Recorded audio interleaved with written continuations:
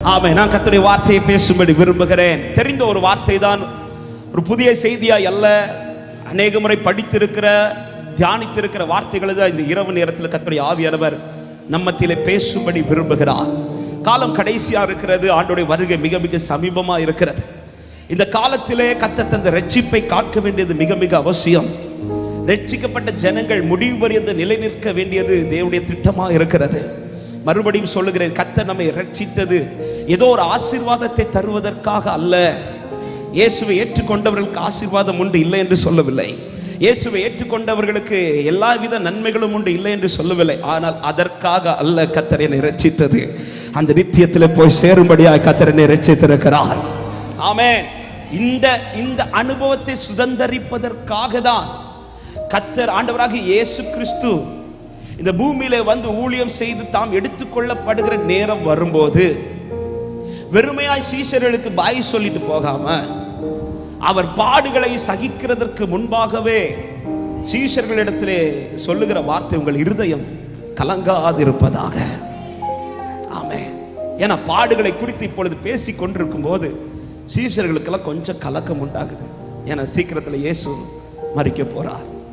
சீக்கிரத்தில் தன்னோடு கூட இருக்கிறவர் போக போகிறார். இந்த கலக்கத்தோடு இருக்கும்போது ஆண்டவர் சொல்லுகிறார், உங்கள் இருதயம் கலங்காது இருப்பதாக. எப்படி ஆண்டவரை கலங்காம இருக்கிறது? நீங்க ஈஸியா பேசிட்டு போக போறீங்க. 3.5 வருஷம் எல்லாத்தையும் விட்டுட்டு உங்களை நம்பி நாங்க உங்க பின்னாடி நடந்துட்டு இருக்கிறோம். இப்படி இருக்கும்போது நீங்க ஈஸியா போறேன்னு சொல்லும் போது எப்படி ஆண்டவரை கலங்காமல் இருப்பது என்று சொல்லும் போது தான் ஆண்டவர் சொல்லுகிறார், நான் போய் தேற்றரவாளனை உங்களுக்காய் அனுப்புவேன். அவர் உங்களை சகல சத்தியத்திற்குள்ளும் நடத்துவார். என்னிடத்திலிருந்து எடுத்து அவர் உங்களுக்கு கொடுப்பார். ஆமென். அவர் உங்களை குறித்து சாட்சி கொடுப்பார். ஹல்லேலூயா. நான் போறது நல்லது. நான் போறதுனால உங்களுக்குள் அவர் வந்து வாசம் பண்ணுவார். ஆமென். எனவே அவர் மிக மிக தேவை. இந்த மாலை நேரத்தில் ஆவியானவர் ஒரு வார்த்தை இன்றைக்கு மாலை நேரத்தில் இந்த கூட்டத்திற்காக ஜெபிக்க உட்கார்ந்த போது கர்த்தருடைய ஆவியானவர் ஒரு வார்த்தையை காண்பித்து தந்தார். 1 கொரிந்தியர் 6வது அதிகாரம். யாராவது ஒருவர் எனக்காய் வாசித்து உதவ அன்போடு கேட்கிறேன். 1 கொரிந்தியர் 6வது அதிகாரம் அதனுடைய 20வது வசனத்தை வாசிக்க கேட்கலாம். கிரயத்துக்கு கொல்லப்பட்டீர்களே, கிரயத்திற்கு கொல்லப்பட்டீர்களே, ஆகையால் தேவனுக்கு உடையவைகளாகிய உங்கள் சரீரத்தினாலும் உங்கள் ஆவியினாலும் தேவனை மகிமைப்படுத்துங்கள். கரங்களை உயர்த்தி இந்த வார்த்தைக்காய் ஆண்டவரை மகிமைப்படுத்தும். ஹல்லேலூயா. தேவனால் ரட்சிக்கப்பட்ட ஒவ்வொருவரை குறித்து பவுல் கொரிந்தியருக்கு எழுதும்போது சொல்லுகிறார், நீங்கள் கிருபையினால் ரட்சிக்கப்பட்டது உண்மை. இந்த கிருபை என்பது நம்மை பொறுத்தவரை அது நமக்கு இலவசமாய் கொடுக்கப்பட்டதுதான். ஆனால் ஒரு தேவ பிள்ளை நன்றாய் புரிந்து கொள்ளணும், இந்த கிருபை நமக்கு இலவசமாய் கொடுக்கப்பட்டதா இருந்தாலும் இந்த கிருபைக்காக ஒரு பெரிய கிரயம் நமக்காய் கொடுக்கப்பட்டிருக்கிறது. பவுல் சொல்லுகிறார், நீங்கள் ரட்சிக்கப்பட்டதின் காரணம், நீங்கள் இந்த ஆண்டவர் சமூகத்தில் இருந்து ஆராதிக்க காரணம், இந்த ரட்சிப்பின் அனுபவம் இன்றைக்கு உங்கள் வாழ்க்கையிலே உங்கள் ஆத்துமா நஷ்டப்பட்டு போக இருந்த ஆத்துமா, பாதாளத்துக்கு போக இருந்த ஆத்துமா இந்த கானானை சுதந்தரிக்கத்தக்கதாய், பரலோகத்தை சுதந்தரிக்கத்தக்கதாய் இந்த ரட்சிப்பின் அனுபவத்தில் வருவதற்கு காரணம், நீங்கள் கிருபையினால் ரட்சிக்கப்பட்டிருந்தாலும் இந்த கிருபைக்கு பின்பாக ஒரு பெரிய கிரயத்தை கர்த்தர் நமக்காய் கொடுத்திருக்கிறார். அந்த கிரயம் வேற யாரும் அல்ல, அவர்தான் ஆண்டவராகிய இயேசு கிறிஸ்து. 2000 ஆண்டுகளுக்கு முன்பாக இந்த பூமியில எனக்காக அவர் பிறந்தார். அவர் வந்தது ஒரு அற்புதம் செய்வதற்காக அல்ல. அற்புதம் செய்வதற்காக என் ஆண்டவர் இறங்கி வர வேண்டிய அவசியம் இல்லை. அவர் பரலோகத்தில் இருந்து கொண்டே அற்புதம் செய்ய வல்லவர். ஹல்லேலூயா. ஒரு நோயை குணமாக்குவதற்காக மாத்திரமல்ல என் ஆண்டவர் வந்தது, அவர் பரலோகத்திலிருந்து நோயை குணமாக்குகிறவர். காரணம், அவர்தான் பரிகாரி. ஆமென். அவரால் எல்லா அற்புதத்தையும் வந்துதான் செய்ய வேண்டும் என்று அல்ல, இருக்கிற இடத்திலிருந்து செய்ய வல்லவர். காரணம், என் ஆண்டவர் ஒருவர் தான் சர்வ வல்லமை உள்ள தேவன். அப்படி சொல்றவங்க கரத்தை உயர்த்தி ஆமென் சொல்லுங்க பார்க்கலாம். ஹல்லேலூயா. அவரால் செய்யக்கூடாத அதிசயமான காரியம் ஒன்றுமே இல்லை. அவர் சொல்ல ஆகும், அவர் கட்டளையிட நிற்கும். அப்படியானால் இயேசு கிறிஸ்து இந்த பூமியிலே 2000 ஆண்டுகளுக்கு முன்பாய் வந்தது என்னால் அற்புதம் செய்ய முடியும் என்பதை காண்பிப்பதற்காக அல்ல. அவர் ஆதியிலிருந்தே அற்புதங்களை நடப்பித்துக் கொண்டு தான் இருக்கிற இந்த மொத்த உலகத்தையும் சிருஷ்டித்ததே பெரிய அற்புதம் தான். ஒரே வார்த்தையில எல்லாத்தையுமே உண்டாக்கிட்டாரு. 6 நாளில மொத்த படைப்பையும் படைச்சிட்டாரு. இந்த பூமியில ஒரு மனுஷன் ஒரு பெரிய கண்டுபிடிப்பை கண்டுபிடிக்கிறதுக்கு எத்தனையோ வருஷங்கள் எடுப்பான். பல வருஷங்கள் இருந்து கண்டுபிடிச்ச கண்டுபிடிப்பை பெருசா பேசுவாங்க. ஆனா என் ஆண்டவர் 6 நாட்கள்ல மொத்த உலகத்தை உருவாக்கிட்டு அவர் ஒரே வார்த்தையில் எழுதி முடிச்சிட்டாரு. ஹல்லேலூயா.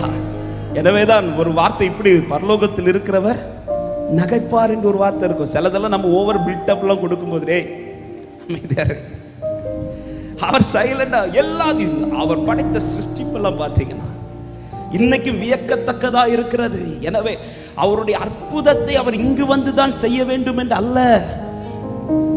ஆமென். அப்ப ஒரு அற்புதம் செய்வதற்காக அவர் இந்த பூமியில் இறங்கி வரவில்லை. அவர் வந்ததே என்னை கிரயத்திற்கு மீட்டெடுக்கும்படியாக. சிலுவையில் மரித்தது அன்றிருந்த ஜனத்திற்காக மாத்திரமல்ல, இன்றைக்கு நாம் கூடி ஆராதித்துக் கொண்டிருக்கிறோமே, இதை அவர் அன்றே பார்த்ததுனால என்னை அவர் கிரயத்திற்கு கொண்டிருக்கிறார்னு சொல்றவங்க வலது கரத்தை உயர்த்தி சத்தமாய் ஆமென் சொல்லுங்க பார்க்கலாம். விலையேற பெற்ற இரத்தத்தால் விடுதலை கொடுத்தீ, விலையேற பெற்ற இரத்தத்தால் விடுதலை கொடுத்தீர். சொல்லு, ராஜாக்களாக ராஜாக்களாக லேவியராக உமக்கென தெரிந்து கொண்டே. நன்றியுள்ள இருதயத்தோடு ராஜாக்களாக லேவியராக உமக்கு. என் கூட சேர்ந்து ஆராதிக்க விரும்புறவங்க வலது கரத்தை உயர்த்தி ஆராதனை. உங்க சத்தம் உயரட்டும். கிரயத்துக்கு கொள்ளப்பட்ட தேவஜனம் ஆர்ப்பரிப்போடு ஆராதனை.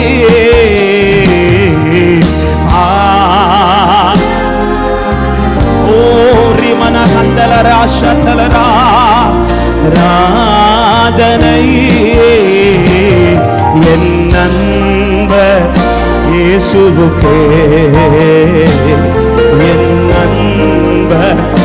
எனவேதான் எபேசியர் 2வது அதிகாரத்தை நீங்க வீட்டுல போய் படிச்சீங்கன்னா தெரியும். காணி ஆட்சிக்கு புறம்பா இருந்த நம்மை, வாக்குத்தத்தத்திற்கு அந்நியர்களா இருந்த நம்மை, புற ஜாதிகள் எனப்பட்ட நம்மை, தேவனற்று இருந்த தேவனற்றவர்களா இருந்த நம்மை அவர் எப்படி சமீபமாக்கினார் என்றால், கிறிஸ்து இயேசு சிந்தின இரத்தத்தினாலே சமீபமாக்கினார். எனக்கு கொடுக்கப்பட்ட கிரயம் என்பது, பரலோகம் எனக்கு நிர்ணயித்த கிரயம் என்ன கிரயம் தெரியுமா? சாதாரணமான கிரயம் அல்ல. அவன் தம்முடைய நேசகுமாரனுடைய இரத்தத்தை சிந்துவிட்டு. எனவேதான் ஒரு தேவ பிள்ளை கர்த்தர் தந்த ரட்சிப்பை கொண்டாடும். ஆமென் சொல்லுங்க பார்க்கலாம். நமக்கு ரட்சிப்பு பெருசு கிடையாது. ஆண்டவர் 5000 சம்பளத்தை 50,000 மாத்திரம் அதை கொண்டாடுவோம். ஏங்க ஆமென். நான் நினைச்சது போல இந்த பூமியில எனக்கு ஆசீர்வாதம் கிடைக்காட்டாலும் எனக்கு எது சந்தோஷம் தெரியுமா? என் இயேசுவை சொந்தமாய் கொண்டதுதான் சந்தோஷம் என்று சொல்றவங்க நல்ல கரங்களை தட்டி ஆமென் என்று சொல்லுங்க பார்க்கலாம். ஹல்லேலூயா. ஆமென். அத்திமரம் துளிர் விடாமல் போனாலும், திராட்சை செடி பலன் கொடாமல் போனாலும் நான் பயப்பட மாட்டேன். காரணம் எனக்குள் இருக்கிற ரட்சிப்பு, எனக்கு தந்திருக்கிற ரட்சிப்பு அது எல்லாவற்றை காட்டிலும் விலையேற பெற்றது. ஹல்லேலூயா. அவரின் ஆத்துமாவை ரட்சித்தவரானால் இந்த ஆத்துமாவை கடைசி வரை நடத்தவும் உண்மையுள்ளவராக இருக்கிறார். எனவேதான் பவுல் சொல்கிறார், நீங்கள் கிரயத்திற்கு கொள்ளப்பட்டிருக்கிறீர்கள். என்னை ரொம்ப ஆச்சரியப்படுத்தினது, என்னை கிரயத்திற்கு மீட்பதற்காய் பரலோகம் நிர்ணயித்த கிரயம் எது தெரியுமா? கொஞ்சம் வெள்ளி காசை அல்ல, தமது நேசகுமாரனாகிய இயேசு கிறிஸ்துவின் ஜீவனை மாத்திரமல்ல, அவருடைய எல்லா ரத்தத்தையும் சிந்த விட்டார். ஆனா எனக்காய் மொத்த ரத்தத்தையும் சிந்த விட்ட அந்த இயேசுவுக்கு என்ன கிரயம் நிர்ணயிக்கப்பட்டுச்சு தெரியுமா? வெறும் 30 வெள்ளி காசு. உண்மையிலேயே அந்த 30 வெள்ளி காசு நமக்கு நிர்ணயிக்கப்பட்டிருக்கணும். ஆனா எனக்கு நிர்ணயிக்கப்பட்ட வேல்யூ அவருடைய ரத்தம். ரத்தத்தை சிந்தின அவருக்கு உலக நிர்ணயித்த வேல்யூ வெறும் 30 வெள்ளி காசு.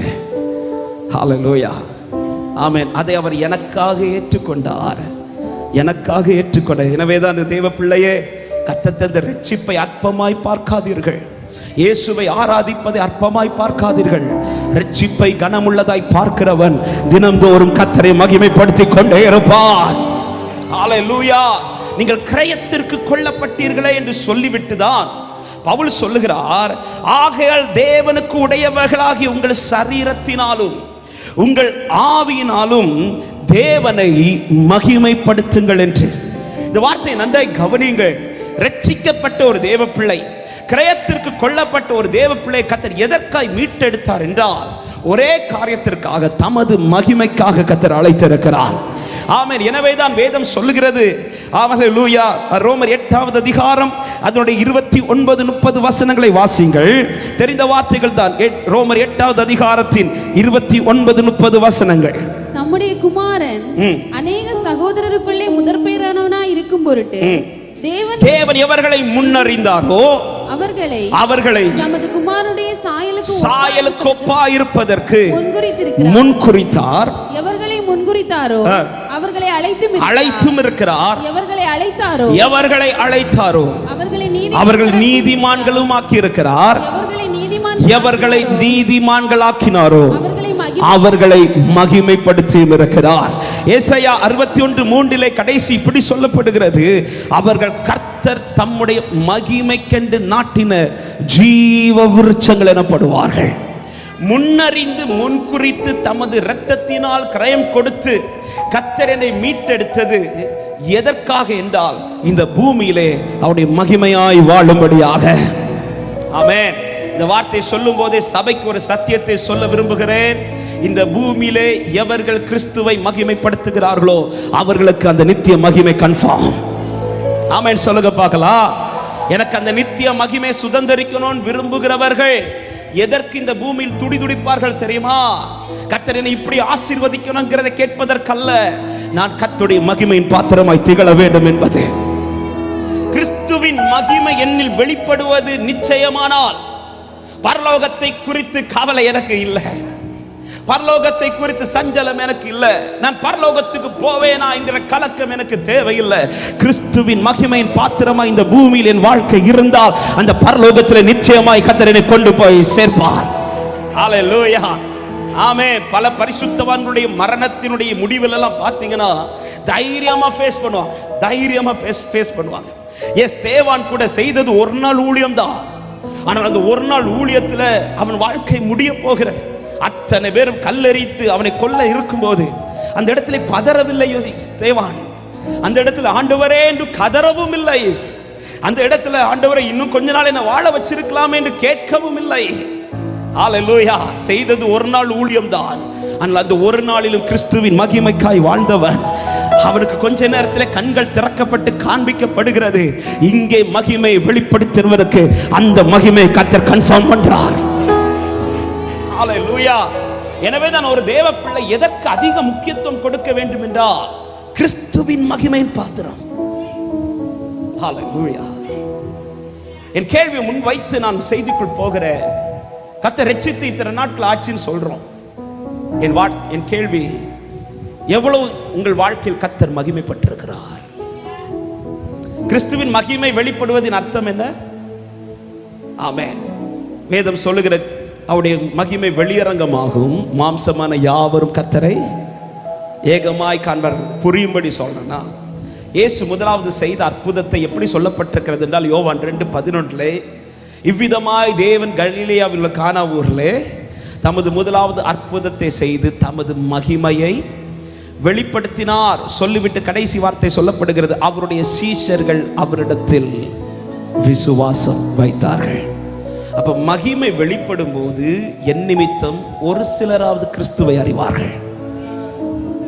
ஹல்லேலூயா, ஆமென்.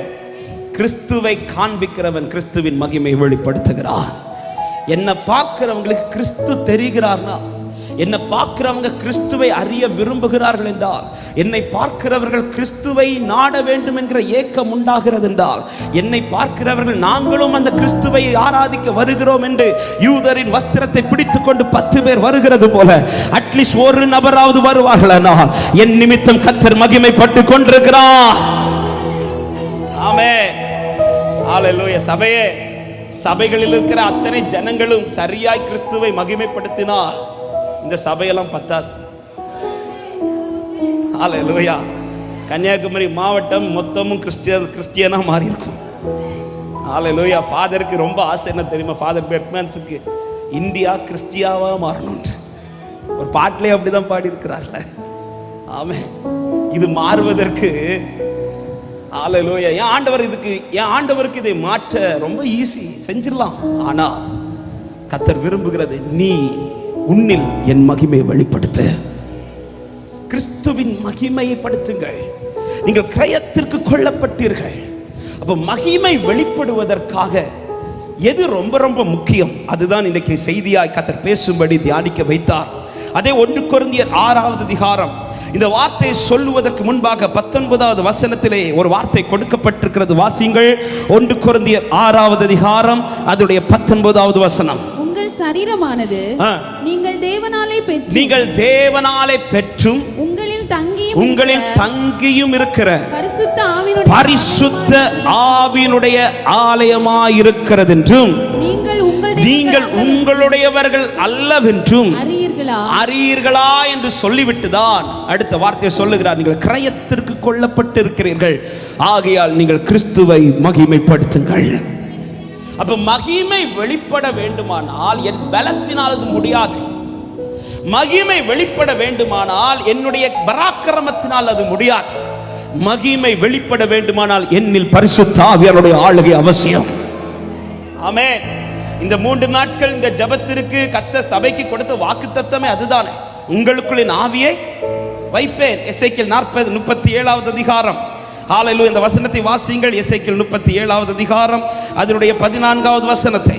என் ஆவியை உங்களுக்குள் வைப்பேன், நீங்கள் உயிரடைவீர்கள். நான் உங்களை உங்கள் தேசத்தில் வைப்பேன். ஆவியை வைத்து உங்களை உங்கள் தேசத்தில் வைப்பேன். அப்பொழுது நானே கர்த்தர் என்று அறிந்து கொள்வீர்கள். இந்த வார்த்தையை நான் புரியும்படி சொல்லுகிறேன். பரிசுத்த ஆவியின் ஆளுகையோடு நான் வாழ்வது நிச்சயமானால் என் மூலம் கர்த்தரே தேவன் என்று தேசம் அறியும். ஆமென். ஆராதனை வேளையில சொன்னேன், ஒரு நாள் பலிபீடத்தில் எரிந்த அக்கினியை பார்த்த உடனேயே சுற்றி இருக்கிற அத்தனை ஜனமும் சொல்ல வைக்காமலே சொல்லுது, கர்த்தரே தேவன் என்று. ஒரு நாள் பலிபீடத்தில் அக்கினி எரிந்த போதே மொத்த ஜனமும் சொல்லுமானா, ஒவ்வொரு நாளும் இந்த பலிபீடத்தில் அக்கினி எரியுமானா என்னோடு இருக்கிற அத்தனை ஜனங்களும் சொல்லுவார்கள், கர்த்தரே தேவன். எத்தனை பேர்? ஆமா, இந்த நான் உண்மையா கேட்கிறேன், உண்மையா நீங்க கை உயர்த்தணும், சும்மா கை உயர்த்த கூட. எத்தனை பேர் விரும்புறீங்க ஆண்டவர் ஏன் மூலம் கொஞ்சம் பேராவது உங்களை அறியணும் ஆண்டவர்? விரும்புறவங்க மாத்திர வலது கரத்தை உயர்த்தி அப்படியே ஜெபிங்க. ஆண்டவரே, இனி இருக்கிற 5 மாசத்துக்குள்ள அவன் ஒரு நபராவது என் நிமித்தம் உம்மை அறிவார்களாக, என் நிமித்தம் உம்முடைய சமூகத்தில் வருவார்களாக, என் நிமித்தம் உமக்காய் வருவார்களாக. உமக்காகத்தானே உயிர் வாழ்கிறேன், உம்மை தானே நேசிக்கிறேன்.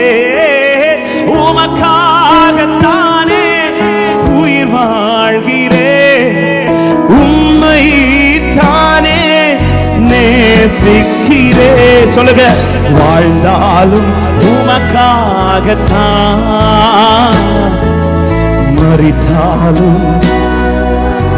சத்தமா இந்த வார்த்தை உண்மையோடு, வாழ்ந்தாலும் உமக்காகத்தான், மரித்தாலும். ஆமென். பரிசுத்த ஆவி உங்களுக்குள் வைக்கப்படும் போது, ஆவியை வைத்து உங்களை தேசத்தில் வைப்பேன், அப்பொழுது நானே கர்த்தர் என்று. அப்ப பரிசுத்த ஆவி என்னை ஆளுகை செய்யும் போது என் வாழ்க்கைக்குள் இருந்து கிறிஸ்து மகிமைப்பட்டு கொண்டே இருப்பார். இந்த பரிசுத்த ஆவி ஒருவனுக்குள் இருக்கும்போது உண்டாகிற ஒரு சில காரியங்களை கர்த்தருடைய ஆவியானவர் தியானிக்க வைத்தார். நிறைய காரியங்கள் இருந்தாலும் இன்று மாலை நேரத்தில் ஆவியானவர் பேசும்படி சில காரியங்களை தியானிக்க வைத்தார். சில வசனங்களை நான் உங்களுக்கு முன்பாக வைக்க விரும்புகிறேன். முதலாவது இந்த பரிசுத்த ஆவி வரும்போது என்ன நடக்கிறது? எபேசியர் 1வது அதிகாரம் அதனுடைய 13வது வசனத்தில் இப்படி கொடுக்கப்பட்டிருக்கிறது. வாசியுங்கள். எபேசியர் 1:13. நீங்களும் உங்கள் இரட்சிப்பின் சுவிசேஷமாகிய சத்திய வசனத்தை கேட்டு விசுவாசிகள் ஆனபோது வாக்குத்தத்தம் பண்ணப்பட்ட பரிசுத்த ஆவியால் அவருக்குள் முத்திரை போடப்பட்டீர்கள்.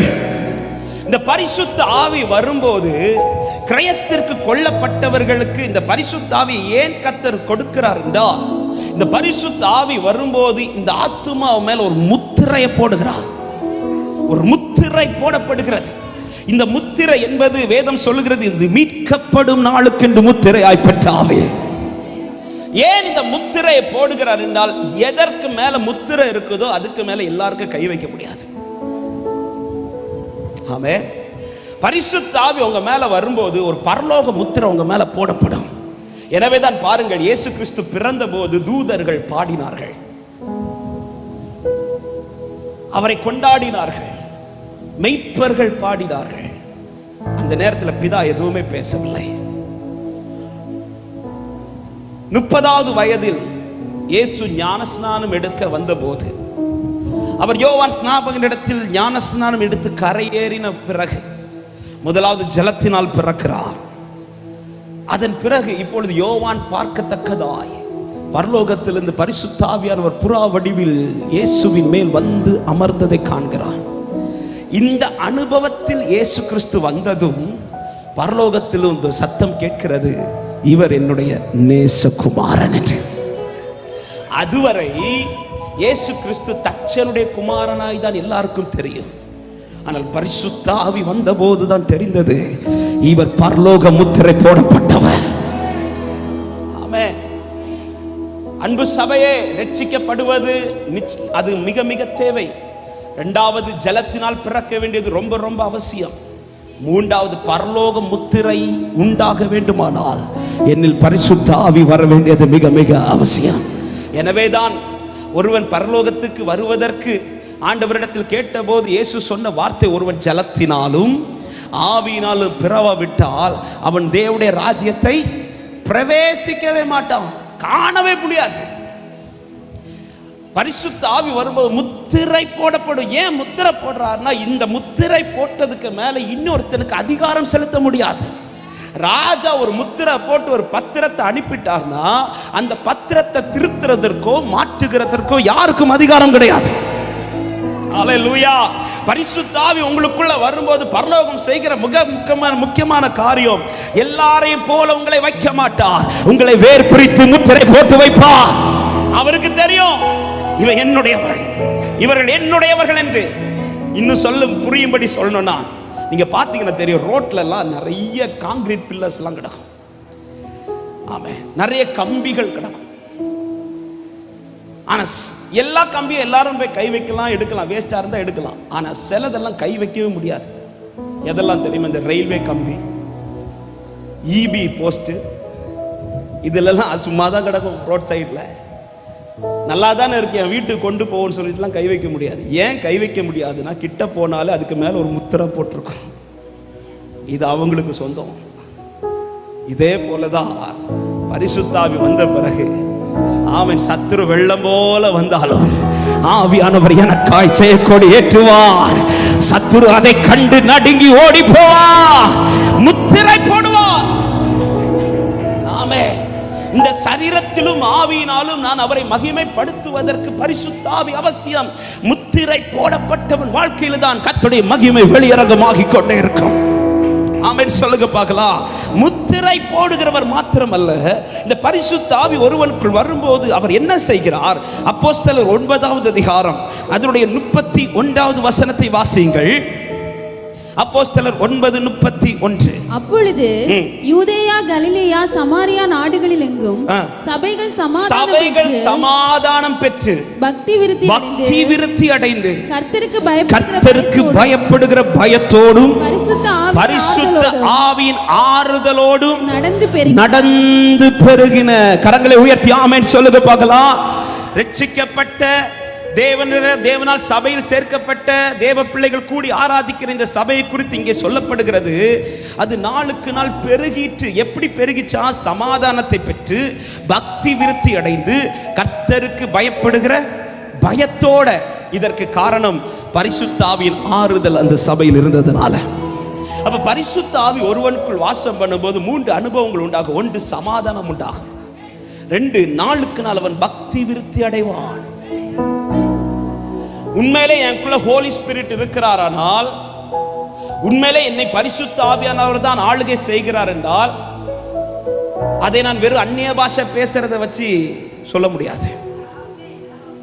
ஆமே. இன்னைக்கு நிறைய பேருக்கு என்னன்னா, எனக்கு பரிசுத்த ஆவி இருக்கதான் கேட்டேன். எஸ் இருக்கு. எதை வச்சு சொல்றீங்க? நான் தான் அந்நிய பாஷை பேசுறேனே. அந்நிய பாஷை என்பது ஆண்டவர் கொடுக்கிற வரம். அது பரிசுத்த ஆவி கிடைக்கும் போது ஒரு அடையாளமாய் கர்த்தர் கொடுக்கிறார். அது மிக மிக அவசியம். இன்னும் சொல்லணும்னா பக்தி விருத்திக்கு ஏதுவாக பேசும்படியாக தான் கர்த்தர் அந்த வார்த்தைகளை நமக்கு தருகிறார். ஆனால் அந்நிய பாஷை பேசுகிறது மாத்திரம் அல்ல இதற்கு அடையாளம். பரிசுத்த ஆவி ஒருவனுக்குள் இருக்கும்போது இங்கே வேதம் சொல்லுகிறது, அவன் பக்தி விருத்தி அடைந்து என்று சொல்லுகிற வார்த்தை ஒரு மொழிபெயர்ப்பில் இப்படி சொல்லப்பட்டிருக்கிறது, அவன் ஆவியிலே நாளுக்கு நாள் வளர்ந்து கொண்டே இருப்பான். அதை நான் இப்படி சொல்றேன், நேற்றைக்கு நான் கிறிஸ்துவுக்காய் நின்றதை விட இன்று ஒரு ஸ்டெப் மேலே தான் நான் நிற்பேன். நேற்றைக்கு நான் பரிசுத்தத்துக்காய் வைராக்கியம் பாராட்டினதை விட இன்று ஒரு ஸ்டெப் மேலே நிற்பேன். நேற்றைக்கு என்னில் வெளிப்பட்ட கிருபை வரங்களை விட இன்று ஒரு ஸ்டெப் மேலே நிற்பேன். நாளுக்கு நாள் பலத்தின் மேல பலனும், நாளுக்கு நாள் கிருபை மேல கிருபையும், நாளுக்கு நாள் மகிமை மேல மகிமை. ஹல்லேலூயா. ஆதில் கொண்டிருந்த அன்பு இன்றைக்கு என்னில் குறைகிறதானால் நான் பரிசுத்த ஆவியை விட்டு தூரம் இருக்கிறேன் என்று அர்த்தம். ஆதில் வைத்த பரிசுத்தம் இன்று என்னில் குறைந்து கொண்டிருக்கிறது என்றால் நான் பரிசுத்த ஆளுகை விட்டு போய் மாறிக்கொண்டிருக்கிறேன் என்று அர்த்தம். ஆதில் தேவனுக்காய் வெளிப்பட்ட அந்த பக்தி வைராக்கியங்கள் இன்று என்னில் குறைந்து கொண்டிருக்கிறது என்றால் என்னை பரிசுத்த ஆவியானவருடைய ஆளுகையிலிருந்து சத்துரு பிரித்து கொண்டிருக்கிறார் என்று அர்த்தம். பரிசுத்த ஆவி உங்களுக்குள் இருந்தால் நாளுக்கு நாள் உங்கள் ஜெப வாழ்க்கை அதிகமாகும். பரிசுத்த ஆவி உங்களுக்குள் இருந்தால் நாளுக்கு நாள் உங்கள் வேத தியானிப்பு அதிகமாகும். பரிசுத்த ஆவி உங்களுக்குள் இருந்தால் நாளுக்கு நாள் உங்கள் பரிசுத்த வாழ்க்கை அதிகமாகும். பரிசுத்த ஆவி உங்களுக்குள் இருந்தால் தேவனுக்காய் வைராக்கியம் பாராட்டுவது அதிகமாகும். இன்னும் சொல்லுகிறேன், பரிசுத்த ஆவி உங்களுக்குள் இருந்தால் கர்த்தருக்கு எழும்பி பிரகாசிக்க வேண்டும் என்கிற வைராக்கியம் இன்னும் உங்களுக்குள்ளே அதிகமாகிக் கொண்டே இருக்கும். பக்தி விருத்தியை உண்டாக்கிச்சு சபையே. அது மாத்திரமல்ல, கர்த்தருக்கு பயப்படுகிற பயம். இன்னைக்கு சபையில இது ரொம்ப ரொம்ப குறைந்து கொண்டே இருக்கிறது. நாம நினைக்கிறோம் பரிசுத்த ஆவி ஓவரா வந்துட்டார்னு. இல்ல, பரிசுத்த ஆவி ஒரு சபை ஆளுகை செய்யுமானால் அங்கே கர்த்தருக்கு பயப்படுகிற பயம் அதிகமாய் வெளிப்பட்டு கொண்டிருக்கும். அது ஆராதனையிலும் வெளிப்படும், அது செய்தியிலும் வெளிப்படும். ஒவ்வொரு ஊழியத்திலும் கர்த்தருக்கு பயப்படுகிற பயம் வெளிப்பட்டு கொண்டே இருக்கும். ஆமென். ஹல்லேலூயா. என் இஷ்டம் போல அங்கு செய்ய முடியாது. ஒவ்வொரு காரியத்தை செய்யும் போதும் எனக்கு நடுக்கம் உண்டாகும். ஏசாயா கண்டானே, அந்த ஒரு பெரிய தரிசனத்தை கண்டபோது அவன் நடுக்கப்பட்டேன். ஐயோ, நான் அசுத்த உதடுகள் உள்ளவனானே. இந்த ஒரு பயப்படுகிற பயத்தை பரிசுத்த ஆவி இருக்கிற சபையில கர்த்தர் தினந்தோறும் கொடுத்து கொண்டே இருப்பார். ஆமென். ஆமென் சொல்லுங்க பார்க்கலாம். அவர் நாளுக்கு நாள் என்னை ஆவியிலே வளர பண்ணி கொண்டே இருப்பார். எனவே தான் ரோமர் 8வது அதிகாரத்தில் ஆவியினால் நடத்தப்படுகிறவர்களை குறித்து ஒரு வார்த்தை இப்படி கொடுக்கப்பட்டிருக்கிறது. 8வது அதிகாரம் 5வது வசனத்தை வாசியுங்கள். அன்றியும் மாம்சத்தின்படி நடக்கிறவர்கள் மாம்சத்துக்குரியவைகளை சிந்திக்கிறார்கள், ஆவியின்படி நடக்கிறவர்கள் ஆவிக்குரியவைகளை சிந்திக்கிறார்கள். ஆவியின்படி நடக்கிறவர்கள் எதை சிந்திப்பார்களா? சத்தமா சொல்லுங்க. அப்ப எதை சிந்திக்க மாட்டார்கள்? என்ன சைலண்ட் ஆயிட்டீங்க அப்படியே? இன்னைக்கு ஆசீர்வாத செய்தி எல்லாம் கிடையாது. இன்னைக்கு ஒரு பெரிய ஆசீர்வாதத்தை தான் பேசிட்டு இருக்கிறேன். இந்த ஆசீர்வாதம் வந்துச்சுன்னா மொத்த ஆசீர்வாதம் வந்துடும். ஆமே. உன்னதத்திலிருந்து ஆவி ஊற்றப்படும் மட்டும் அது அப்படியே இருக்கும். ஊற்றப்பட்ட பிறகு வனாந்திரம் வயல்வெளியாய் மாறும். அதுதான் பேசிட்டு இருக்கிறேன். ஹல்லேலூயா. ஆவியினால் நடத்தப்படுகிறவன் எதை சிந்திப்பான் தெரியுமா? அவன் எதை சிந்திப்பான் தெரியுமா? ஆவிக்குரியதை மட்டும். அதை இன்னும் புரியும்படி சொல்லனா, எது ஆண்டவருக்கு பிரியம் இல்லையோ அதை யோசிக்க மாட்டான். எது ஆண்டவருக்கு பிரியமோ அதை தான் அதிகம் சிந்திப்பான். அவனுடைய சிந்தை அப்படிதான் இருக்கும், அவன் பேச்சு அப்படிதான் இருக்கும், அவன் பார்வை அப்படிதான் இருக்கும், அவன் செவிகள் அப்படிதான் இருக்கும், அவன் செயல்கள் அப்படிதான் இருக்கும். ஹல்லேலூயா. ஆவிக்குரிய ஆவியிலே நடக்கிறவன் ஆவிக்குரியவைகளை சிந்தித்துக் கொண்டே இருப்பான். எனவே தான் வேதம் சொல்லுகிறது, பரிசுத்த ஆவி உங்களுக்குள் இருக்கும்போது நீங்கள் வளர்ந்து கொண்டிருப்பீர்கள். மூன்றாவது, இந்த பரிசுத்த ஆவி இருக்கும்போது என்ன உண்டாகும்? ரோமர் 15வது அதிகாரம் அதனுடைய 13வது வசனத்தை வாசியுங்கள். ரோமர் 15:13. பரிசுத்த ஆவியின் பலத்தினாலே உங்களுக்கு நம்பிக்கை பெருகும்படிக்கு நம்பிக்கையின் தேவன் விசுவாசத்தினால் உண்டாகும் எல்லாவித சந்தோஷத்தினாலும் சமாதானத்தினாலும் உங்களை நிரப்புவாராக. இந்த பரிசுத்த ஆவி நம்மை ஆளுகை செய்து நடத்தும் போது அடுத்து நம்முடைய வாழ்க்கையில உண்டாகிற மாற்றம் என்னன்னா, நாளுக்கு நாள் ஆண்டவர் மேல இருக்கிற நம்பிக்கை அதிகமாகி கொண்டே இருக்கும். கர்த்தர் எப்படிப்பட்ட ட்ராக்ல நம்மை நடத்தினாலும், ஆமே, என் வாழ்க்கையில எப்படிப்பட்ட சூழ்நிலை கர்த்தர் அனுமதித்தாலும், என் வாழ்க்கையில 1% கூட அவர் மேல வைக்கிற நம்பிக்கை கொஞ்சம் கூட குறையாமல் பரிசுத்த ஆவியானவர் காத்துக்கொள்வார். பாருங்க, பவுலை கர்த்தருடைய ஆவியானவர் நடத்துவார். அவர் ஊழியம் செய்யும் போது பல இடத்துல ஆவியானவர் அவரை நடத்தி கொண்டு போவார். சில இடத்துல கர்த்தர் தடை பண்ணுவார். அப்படி தடை பண்ணி தான் கர்த்தர் ஒரு ஊழியத்திற்காய் இன்னொரு தேச வழியை கொண்டு போய் அங்க போன பிறகுதான் பல பிரச்சனைகளை சந்திப்பார். அங்கேதான் சிறைச்சாலைக்குள்ளே தூக்கி போடப்படுகிறார்கள். அதன் பிறகு அவன் அடுத்த பிரயாணமாய் போகும்போது தான் ஒரு பெரிய புயல் காற்று வீசுகிறது, யூரோக்ளித்தான் வீசுகிறது. அந்த யூரோக்ளித்தான் அடித்த போது பவுலே சொல்லுகிறார், நாங்கள் தப்பி பிழைப்போம் என்கிற நம்பிக்கை மொத்தமா எங்களை விட்டு அற்று போயிட்டு. ஏன்னா கொஞ்ச நாளா சூரியனையும் பார்க்கல, சந்திரனையும் பார்க்கல, எந்த வெளிச்சமும் இல்லை. அதன் நடுவிலும் தூதன் வந்து தட்டி சொல்லுகிறார், நீ சாட்சியை நிற்க வேண்டியது இருக்கிறது, எனவே நீங்கள் மடிந்து போவதில்லை. எனவே அந்த நம்பிக்கையோடு அடுத்த நாள் காலையில் சொல்லுகிறார், எனக்கு சொல்லப்பட்ட பிரகாரமே நடக்கும் என்கிற நிச்சயத்தோடு.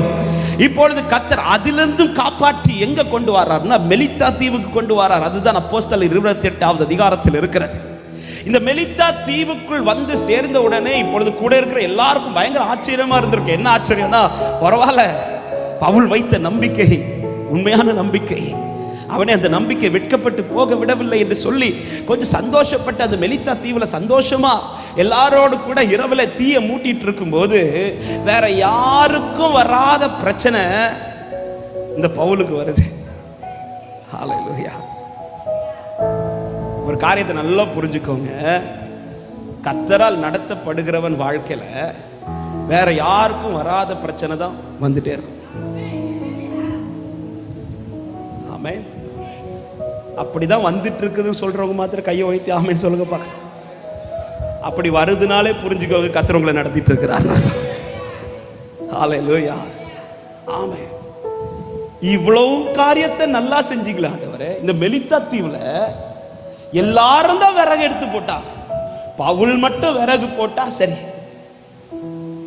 எல்லாரும் விறகு எடுத்து போடும்போது எல்லாரும் எடுத்த விறகு நல்லாதான் இருக்கு. ஆனா இந்த பவுல் எடுக்கிற விறகு மட்டும் அதற்குள் ஒரு விஷப்பூச்சி மறைஞ்சு அவன் கைய கவ்வுனது மட்டும் இல்ல, அதை கவ்வி கீழே விழுந்திருக்க வேண்டியதானே, எல்லாரும் பார்க்கறது மாதிரி தொங்குது. ஆண்டவர் சில பிரச்சனையை அனுமதிச்சுட்டு நம்மளோட மறைப்பார்னு பார்த்தா 4 பேர் பார்க்கறது மாதிரி வைப்பார். ஆமே, இப்படி எல்லாம் கத்துறவங்களை நிறுத்துறது உன் லைஃப் இவ்வளவு தான் காட்டுறது கிடையாது, உன் கூட இருக்கிறவர் யாருங்கிறதை காண்பிப்பதற்காக. வலது கரத்தை உயர்த்தி ஆமென் சொல்லுங்க பார்க்கலாம். இப்ப விஷப்பூச்சி கவ்விட்டு இருக்கும் போது இந்த வார்த்தை, ஏன் இந்த வார்த்தையை சொல்ல வர்றேன்னா, இந்த விஷப்பூச்சி கவ்வினதும் மொத்த அந்த மெலித்தா தீவில் இருக்கிற அத்தனை பேருக்கு இந்த விஷப்பூச்சியை பத்தி நல்லாவே தெரியும். எல்லாருமே இப்ப பேச தொடங்கிட்டாங்க, இவன் தான் குற்றவாளி, இவன் தான் கொலைபாதகன், இவன் தான் பிரச்சனைக்காரன். எல்லாருமே இந்த விஷப்பூச்சியின் வல்லமையை பார்த்து அப்படி இந்த விஷப்பூச்சியை வச்சு பெருமையா பேசுறாங்க. இப்ப பவுலை எல்லாரும் தாழ்த்தி பேசிட்டு இருக்கும்போது அந்த இடத்துல பவுல் எந்த தயக்கமும் இல்லை, எந்த பதட்டமும் இல்லை, எந்த கவலையும் இல்லை. பவுல் என்ன செய்கிறான் என்றால், எரிகிற அக்கினிக்கு முன்பாக அவன் அந்த விஷப்பூச்சியை உதறி போட்டான். ஆமென். பவுலே, அத்தனை பேரும் உன் சோதனையின் பாதையை முடிவாய் பேசி கொண்டிருக்கும் போது உன்னால எப்படி இதை தைரியமா உதறி போட முடிக்குதுன்னு கேட்டா பவுல் சொல்லுவார், எனக்கு முன்னாடி எரிகிற அக்கினியை நீங்க பாக்குறீங்களா, இதே போல எனக்குள் ஒரு அக்கினி எரிந்து கொண்டிருக்கிறது. என்னை கவ்வின விஷ பூச்சியை விட எனக்குள் இருக்கிற வல்லமை பெரியது என்று விசுவாசிக்கிறவங்க கரங்களை தட்டி ஆமென் என்று சொல்லுங்க பார்க்கலாம். பரிசுத்த ஆவியை உடையவனுக்குள்ள இதுதான் நம்பிக்கை. என்ன நம்பிக்கை? வல்லமை எனக்குள்ள இருக்கும்போது எந்த அசுத்த வல்லமை என்னை தொடக்கத்தில் விட மாட்டான். ஆமென். இயேசுவின் நாமத்தில் ஒரு வார்த்தை தைரியமாய் சொல்லுகிறேன், பரிசுத்த ஆவியின் வல்லமை உங்கள் கூடாரத்தில் சரியாய் செயல்பட்டால் யாக்கோபுக்கு விரோதமான மந்திரம் இல்லை, யாக்கோபுக்கு விரோதமான குறி சொல்லுதலும் இல்லை. யார் என்னவோ செய்யட்டும், யார் என்னவோ மந்திரம் பண்ணட்டும், சபையே உன் கூடாரத்தில் அவருடைய அக்கினின் வல்லமை, உன் வாழ்க்கையில் அவருடைய அக்கினின் வல்லமை சரியா எரிந்தால் கவ்வுகிற விஷப்பூச்சியை தீயில உதறி போட்டு பேசாம போயிட்டே இருக்கு. ஹல்லேலூயா. ஆமென். ஆமென். இன்னும் சொல்றேன், சில இடத்துல இந்த சப்ஜெக்ட் எடுத்ததுனால சொல்றேன், சில இடத்துல கர்த்தர் அனுமதித்த சில பாதையை நம்பி நாம் கால் வைக்கும் போது வேற யார் வாழ்க்கையிலும் அனுமதிக்கப்படாத சில பிரச்சனைகள் நம்முடைய வாழ்க்கையில அனுமதிக்கப்படும். இந்த மெலித்தா தீவில விஷப்பூச்சி கவ்வி அத்தனை பேர் பேசிட்டு இருக்கும்போது ஒருவேளை பவுல் ஆண்டவரை பார்த்து கேட்டிருந்திருக்கலாம், ஆண்டவரே நீங்க சொல்லிதான் ஆண்டவரே இங்க வந்தேன், நீங்க சொன்னதுனால தான் எல்லாரும் இங்க கொண்டு வந்தேன், இங்க என்ன கொண்டு வந்தது இத்தனை பேர் என்ன இப்படி பேசுறதுக்காகவா, இத்தனை பேருக்கு முன்பாக என் வாழ்க்கை அழிப்பதற்காகவா, இத்தனை பேருக்கு முன்பாக ஆண்டவர் என்ன இல்லாமல் போக பண்ணுவதற்காகவா இப்படின்னு கேள்வியோடு இருக்கும்போது ஆண்டவர் பவுலை பார்த்து என்ன சொல்லியிருப்பார் தெரியுமா? பவுலே, இங்க இருக்கிறவங்களுக்கு இதுவரை தெரிந்தது இந்த விஷப்பூச்சின் வல்லமை மட்டும்தான், ஆனா இதுக்கு பிறகு தெரிய போகுது இதை விட வல்லமையானவர் உனக்குள் இருக்கிறார் என்பதை. எத்தனை பேருக்கு நான் சொல்லுகிற வார்த்தை புரிகிறது? சில பிரச்சனையை சந்திக்க வைத்தது என்னக்குள் இருக்கிறவர் யார் என்பதை தேசம் அறிந்து கொள்வதற்காக நம்புறவங்க மாத்திரம் நல்ல கைகளை தட்டி, அனுமதித்ததெல்லாம் நன்மைக்காக, நடத்திடும் பாதைகளும் நன்மைக்காக, அனுமதித்ததெல்லாம் நன்மைக்காக, நடத்திடும் பாதைகளும் நன்மைக்காக, அதின் காலத்தில் நேர்த்தியாய் செம்மையாய் எனக்கான யாவும் செய்து முடிப்பே, அதின் காலத்தில் நேர்த்தியாய் செம்மையா எனக்கா. நம்புறவங்க கரங்களை உயர்த்தி என் கூட சேர்த்து உங்க கைகள் குறுகவில்லை, உங்க கைகள் குறுகவில்லை, உம்மால் கூடாததே. சிலதை அனுமதித்தது நீ யார் என்பதை காண்பிக்கல்ல, கர்த்தர் யார் என்பதை நிரூபிக்க, அவருடைய வல்லமை என்ன என்பதை நிரூபிக்க. உம்மால் கூடாத, ஹல்லேலூயா, இயேசுவால் கூடாதது எதுவும் இல்லை. இயேசுவா, இயேசுவா. பரிசுத்த ஆவி இந்த பவுலுக்குள் இருந்ததுனால கடித்த விஷப்பூச்சியை குறித்து அவனுக்கு பயமே இல்லை. ஆமென். ஏன்னா இந்த விஷப்பூச்சி கவ்வும் போது பவுலுக்கு முன்னாடியும் தீ எரியுது, பவுலுக்கு உள்ளேயும் தீ எரியுது. இதனாலதான் வேதம் சொல்லுகிறது, ஆவியை அவித்து போற்றாதீங்க, உள்ள தீ எரிஞ்சிட்டே இருக்கும். ஆமென். ஏன்னா எந்த பூச்சி எப்ப கவ்வோன்னு தீ எரிகிறத பார்த்து கவ்வாது, அது எப்ப வேணாலும் கவ்வும். நீ விறகு எடுத்தாலே கவ்வும், ஆனா விறகு எடுக்கும் போது அது கவ்வும் போது முன்னாடி தீ எரிஞ்சிட்டு இருக்கணும். ஆமென் சொல்லுங்க பார்க்கலாம். எனவே தான் பரிசுத்த ஆவி அனல் மூட்டி எழுப்பு என்று தீமோத்தேயுக்கு பவுல் சொல்லுகிறார், உனக்குள்ள இருக்கிற ஆவியை அவித்து போற்றாது, நாளுக்கு நாள் அதை அனல் மூட்டி. நம்ம ஒரு இப்படிப்பட்ட கூட்டெல்லாம் வரும்போது ரொம்ப அனல் மூட்டிடுவோம், அதுக்கப்புறம் என்ன மழை அடிச்சுன்னு தெரியல, அதுக்கப்புறம் அடுத்த வருஷம் பரிசுத்த ஆவி 3 நாள் தினம்தோறும் டெய்லி அனல் மூட்டுங்க. ஒரு கூட்டம் அனல் மூட்டிட்டு இருக்கும் போது பவுலும் அனல் மூட்டுகிறார். ஆவிக்குரிய அர்த்தத்தோட சொல்லுகிறேன், ஆல்ரெடி தீ எரிஞ்சிட்டு இருந்தாலும் பவுல் எதற்கு முக்கியத்துவம் கொடுக்கிறார்? இன்னும் எரியணும், இன்னும் எரியணும். என் பாத்திரம் நிரம்பி முடிந்ததல்ல, என் பாத்திரம் நிரம்பி வழிந்து கொண்டிருக்கிறது. ஹல்லேலூயா. எனவேதான் அபிஷேகத்தை போதும்னு சொல்லிடாதீங்க, இன்னும் என்ன இழுத்துட்டு போங்கப்பா. டெய்லி இந்த அக்கினி எரிவது நிச்சயமானால் எந்த விஷ பூச்சியின் வல்லமை உன்னை தொட கர்த்தர் விட மாட்டார். நம்பிக்கையை பெருக பண்ணி கொண்டிருப்பார். ஆமென் சொல்லுங்க பார்க்கலாம். அது மாத்திரமல்ல, இந்த பரிசுத்த ஆவி இருக்கும்போது என்ன உண்டாகும்? 2 தீமோத்தேயு 1வது அதிகாரம் அதனுடைய 14வது வசனத்தை வாசியுங்கள். 2 தீமோத்தேயு 1வது அதிகாரம் 14வது வசனம். உன்னிடத்தில் ஒப்புவிக்கப்பட்ட அந்த நற்பொருளை நமக்குள்ளே வாசம் பண்ணுகிற பரிசுத்த ஆவியினாலே காத்துக்கொள் என்றார். நல்ல கவனிங்க. உனக்குள் ஒப்புவிக்கப்பட்ட, உன்னிடத்தில் ஒப்புவிக்கப்பட்ட நற்பொருள். அது என்ன நற்பொருள்? நீங்க இந்த அதிகாரத்தை முதல்ல படிச்சீங்கன்னா தெரியும். அங்க எதெல்லாம் சொல்லப்பட்ட ரட்சிப்பை குறித்து சொல்லப்பட்டிருக்கும். கர்த்தர் தந்த கிருபை வரங்கள். தேவன் இந்த பூமியிலே பரலோகத்திலிருந்து என்னென்ன நற்பொருளை நமக்கு கொடுத்திருக்கிறாரோ அதை கொடுத்தவர் கடைசி வரை அதை பத்திரமாய் காத்துக்கொள்ள கர்த்தர் விரும்புகிறார். ஆமென். தேவன் தந்த ஒன்றையும் நஷ்டப்பட்டு நிற்பது என் தேவனுக்கு விருப்பமானது கிடையாது. ஏதேன் தோட்டத்தில் ஆதாமை கொண்டு வந்து நிறுத்தின உடனேயே கர்த்தர் ஆதாமுக்கு கொடுத்த கட்டளை என்ன தெரியுமா? இதை நீ பண்படுத்தணும், அடுத்து நீ இதை பாதுகாக்கணும். அதே போலதான் தேவன் பரலோகத்தில் தந்த ரட்சிப்பை நாம் பாதுகாக்கணும். தேவன் தந்த கிருபை வரங்களை பாதுகாக்கணும். தேவனோடு பண்ணின உடன்படிக்கையை பாதுகாக்கணும். தேவனுக்காய் நிற்கிற சில காரியங்களை தேவன் பரலோகத்திலிருந்து எதை நமக்கு தந்தாரோ அதை நாம் பாதுகாக்கணும். ஆனால் ஒரு காரியத்தை புரிந்து கொள்ளுங்கள், நம்முடைய பலத்தினால் இது முடியாது, நம்முடைய பராக்கிரமத்தினால் முடியாது. அதனால்தான் தீமோத்தேயுவுக்கு சொல்லுகிறார், பரிசுத்த ஆவியினாலே அதை காத்துக்கொள் என்று. ஹோலி ஸ்பிரிட் அதை சேஃபா பாதுகாப்பா. ஏன் பாதுகாக்க வேண்டும் என்றால் தந்தவர் கணக்கு கேட்க வருவார். ஆமென். ஒரு உவமை குறித்து சொல்லும்போது, ஒரு எஜமான் தன் வீட்டில் இருக்கிற வேலைக்காரர்களில் 3 பேரை அழைத்து, ஒருவன் கையில் 5 தாலந்தையும், ஒருவன் கையில் 2 தாலந்தையும், ஒருவன் கையில் 1 தாலந்தையும் கொடுத்து அவன் வெளியூருக்கு போய்விட்டான். போன எஜமான் போனதோட போயிட்டு அப்படியே நிற்கல, திரும்ப வந்தார். வந்தவர் முதல் செய்த வேலையை யாருக்கு கையிலெல்லாம் கொடுத்தாரோ அவன்கிட்டலாம் வந்து கணக்கு கேட்கிறார். கொடுத்ததை தான் கேட்பார், கொடுத்ததை கேட்பார். தேவன் தந்த ரட்சிப்பை குறித்து கணக்கு கொடுக்கணும். தேவனோடு பண்ணின உடன்படிக்கை குறித்து கணக்கு கொடுக்கணும். தேவன் தந்த கிருபை வரங்களை குறித்து கணக்கு கொடுக்கணும். தேவன் எதை பரலோகத்திலிருந்து நற்பொருளாய் நமக்கு ஒப்புவித்தாரோ அத்தனை குறித்து நாம் கணக்கு கொடுக்க வேண்டிய ஒரு காலம் இருக்கிறது. ஹல்லேலூயா. அப்ப கடைசி வரை அதை காக்க வேண்டுமானால், ஆமென். அப்போ கேட்கலாம், அந்த 1 தாலந்து கொடுத்தவன் பத்திரமாய் தானே பாதுகாத்தான், அப்புறம் ஏன் அவனுக்கு பனிஷ்மெண்ட் கிடைச்சிச்சு?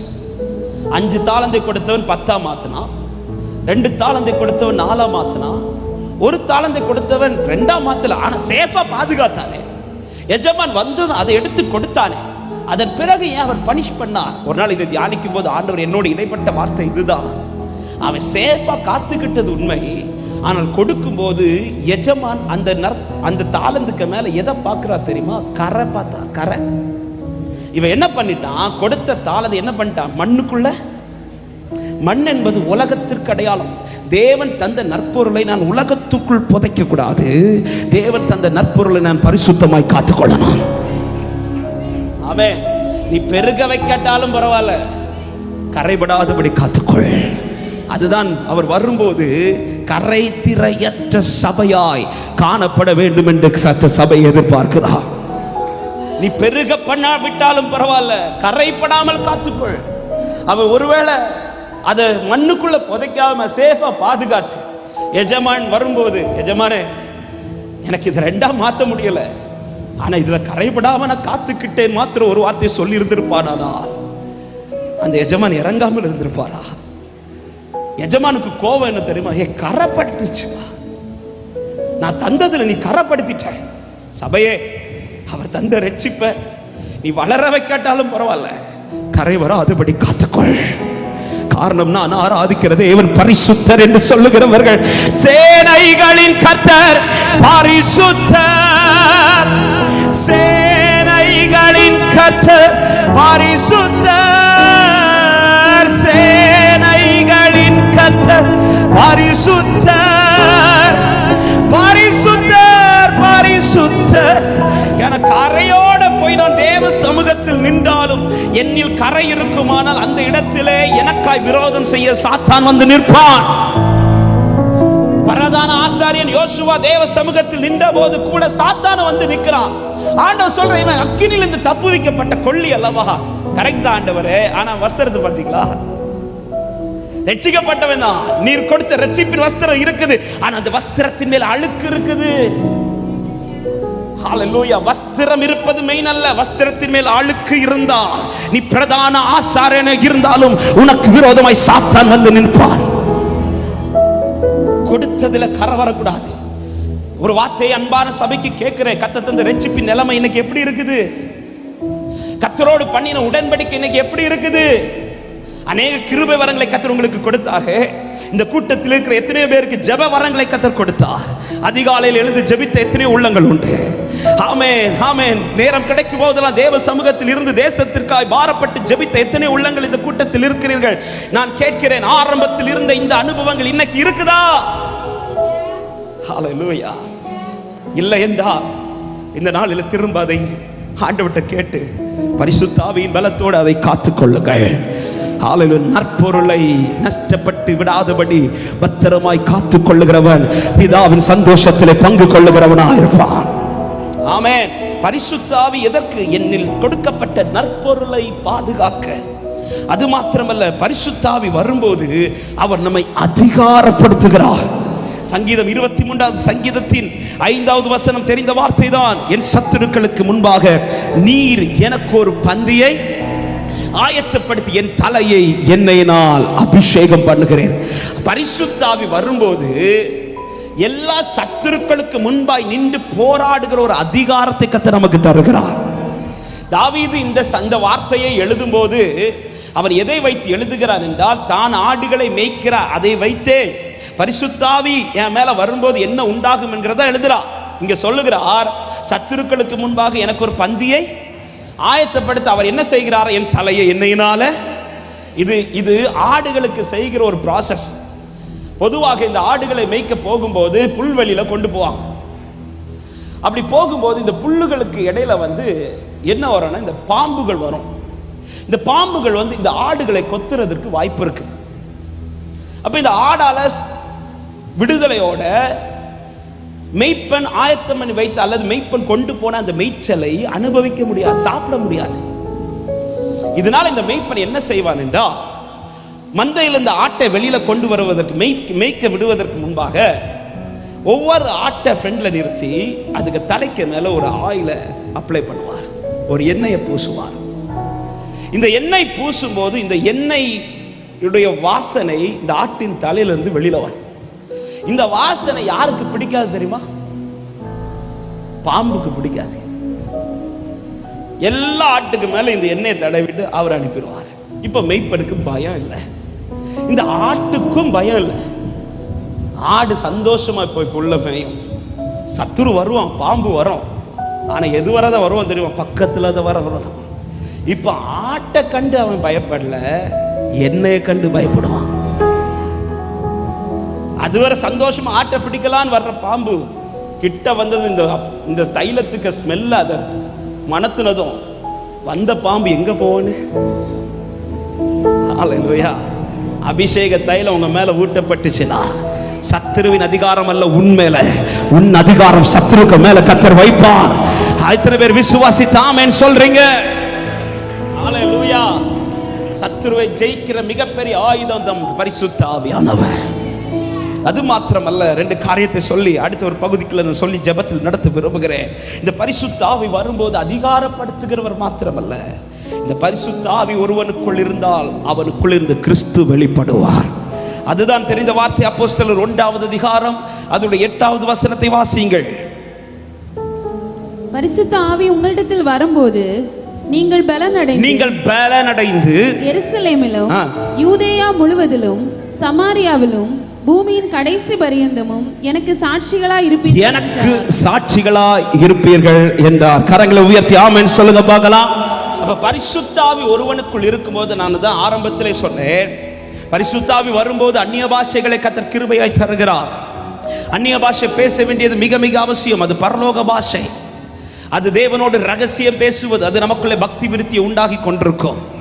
அதே நேரத்தில் இன்னொரு வார்த்தையை சொல்லுகிறேன், அந்நிய பாஷை பேசுகிற வாயில அநியாய பாஷை வராது. ஹலோ, பரலோகத்தில் அரை மணி நேரம் அமைதி உண்டானது போல இந்த வார்த்தை சொன்னது அப்படியே ஒரு சைலண்ட். ஏன்னா நமக்கு அந்நிய பாஷை வர்றதை விட அதிகமா வர்றது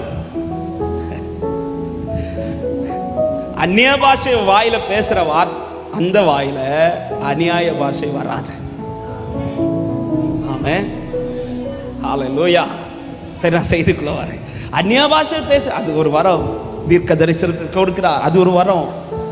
ஆமென். இப்படி பல வரங்கள் இருக்கிறது. இது அபிஷேகத்தோடு கூட கர்த்தர் கிருபையாய் கொடுக்கிற வரங்கள்.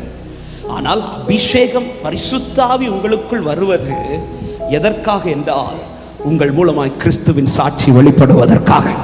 பர்னபாவை குறித்து ஒரு அழகான வார்த்தை இப்படி கொடுக்கப்பட்டிருக்கிறது. அப்போஸ்தலர் 11வது அதிகாரம் அதனுடைய 24வது வசனத்தை வாசியுங்கள். அவன் நல்லவனும் பரிசுத்த ஆவியினாலும் விசுவாசத்தினாலும் நிறைந்தவனுமாயிருந்தான். அநேக ஜனங்கள் கர்த்தரிடமாய் சேர்க்கப்பட்டார்கள். கரங்களை உயர்த்தி ஆமென் என்று சொல்லுங்க பார்க்கலாம். ஹல்லேலூயா. அநேக ஜனங்கள் இப்பொழுது கர்த்தரிடத்தில் வருகிறார்கள். ரீசன் என்னன்னு பார்த்தா பர்னபா மூலம் வராங்க. ஏன் இந்த பர்னபா அவனை குறித்து சாட்சி கொடுக்கப்படுகிறது? அவன் நல்லவனும், அடுத்த வார்த்தை, அவன் பரிசுத்த ஆவியினால் நிரப்பப்பட்டவனுமாயிருந்தான். அப்ப ஹோலி ஸ்பிரிட் ஒருத்தனுக்குள்ள இருக்குமானால் அவனுக்குள்ள இருந்து அவன் வெளிப்படுவதை விட கிறிஸ்து அதிகம் வெளிப்பட்டு கொண்டிருப்பார். ஆமென், ஹல்லேலூயா. பரிசுத்த ஆவியினால் நடத்தப்படுகிறவர்கள் நடந்து போகும்போதே சொல்லுவார்கள் இவர்கள் கிறிஸ்துவினுடையவர்கள் என்று. ஹல்லேலூயா. இவர்கள் கிறிஸ்துவினுடையவர்கள் என்று நம்மளை பார்க்கும் போதே தெரியும் இவர்கள் கிறிஸ்துவினுடையவர்கள் என்று. யோவானை குறித்து வேதம் சொல்லுகிறது, அவன் வயிற்றில் இருக்கும் போதே பரிசுத்த ஆவியினால் நிரப்பப்பட்டவன். இதனால நடந்த பெரிய கிரியை என்ன தெரியுமா? அவன் இருந்தது வனாந்தரத்தில் தான். அவன் பட்டணத்திற்குள்ள இல்ல, வனாந்தரத்திலே வளர்ந்தவன். சாதாரணமான உடைய வஸ்திரமாய் தரித்தவன். சாதாரண ஆகாரத்தை, அவன் சாப்பிட்ட ஆகாரத்தை நம்மளால சாப்பிட முடியாது, அப்படிப்பட்ட ஒரு ஆகாரத்தை சாப்பிட்டவன். அப்படிப்பட்ட யோவான் பிரசங்கித்த செய்தியை கேட்பதற்கு ஃபாரின்ல இருந்து ஆட்கள் வருகிறார்கள். யோவானுடைய விசேஷம் அல்ல, யோவானுக்குள் இருந்த விசேஷம். பரிசுத்த ஆவி நமக்குள் இருக்கும்போது நம்மிடத்தில் கிறிஸ்துவை காண்பார்கள். ஆமென். யோவான்ட்ட வந்து கேட்கிறாங்க, நீர்தான் மேசியாவா என்று, நீர்தான் மேசியாவா என்று. ஹோலி ஸ்பிரிட் உள்ள இருக்கும்போது எனக்குள்ள கிறிஸ்து வெளிப்படுவார், கிறிஸ்துவின் சாட்சி வெளிப்படும். நம்மை கிறிஸ்துவின் நற்கந்தங்களாய் கர்த்தர் நம்மை வைத்திருக்கிறார். ஆமென் சொல்லுங்க பார்க்கலாம். எப்படி நம்ம ட்ரெஸ் சேஞ்ச் பண்ணிட்டு வெளியில போகும்போது ஒரு பெர்ஃப்யூம் அடிச்சு அந்த பெர்ஃப்யூமுடைய ஸ்மெல் 4 பேர் மூக்கை இழுக்குதோ, அதே போல ஒரு ஆவிக்குரிய தேவ பிள்ளை வெளியில வரும்போது பரிசுத்த ஆவியானவரால 4 பேர் இழுக்கப்படும். ஆமென்.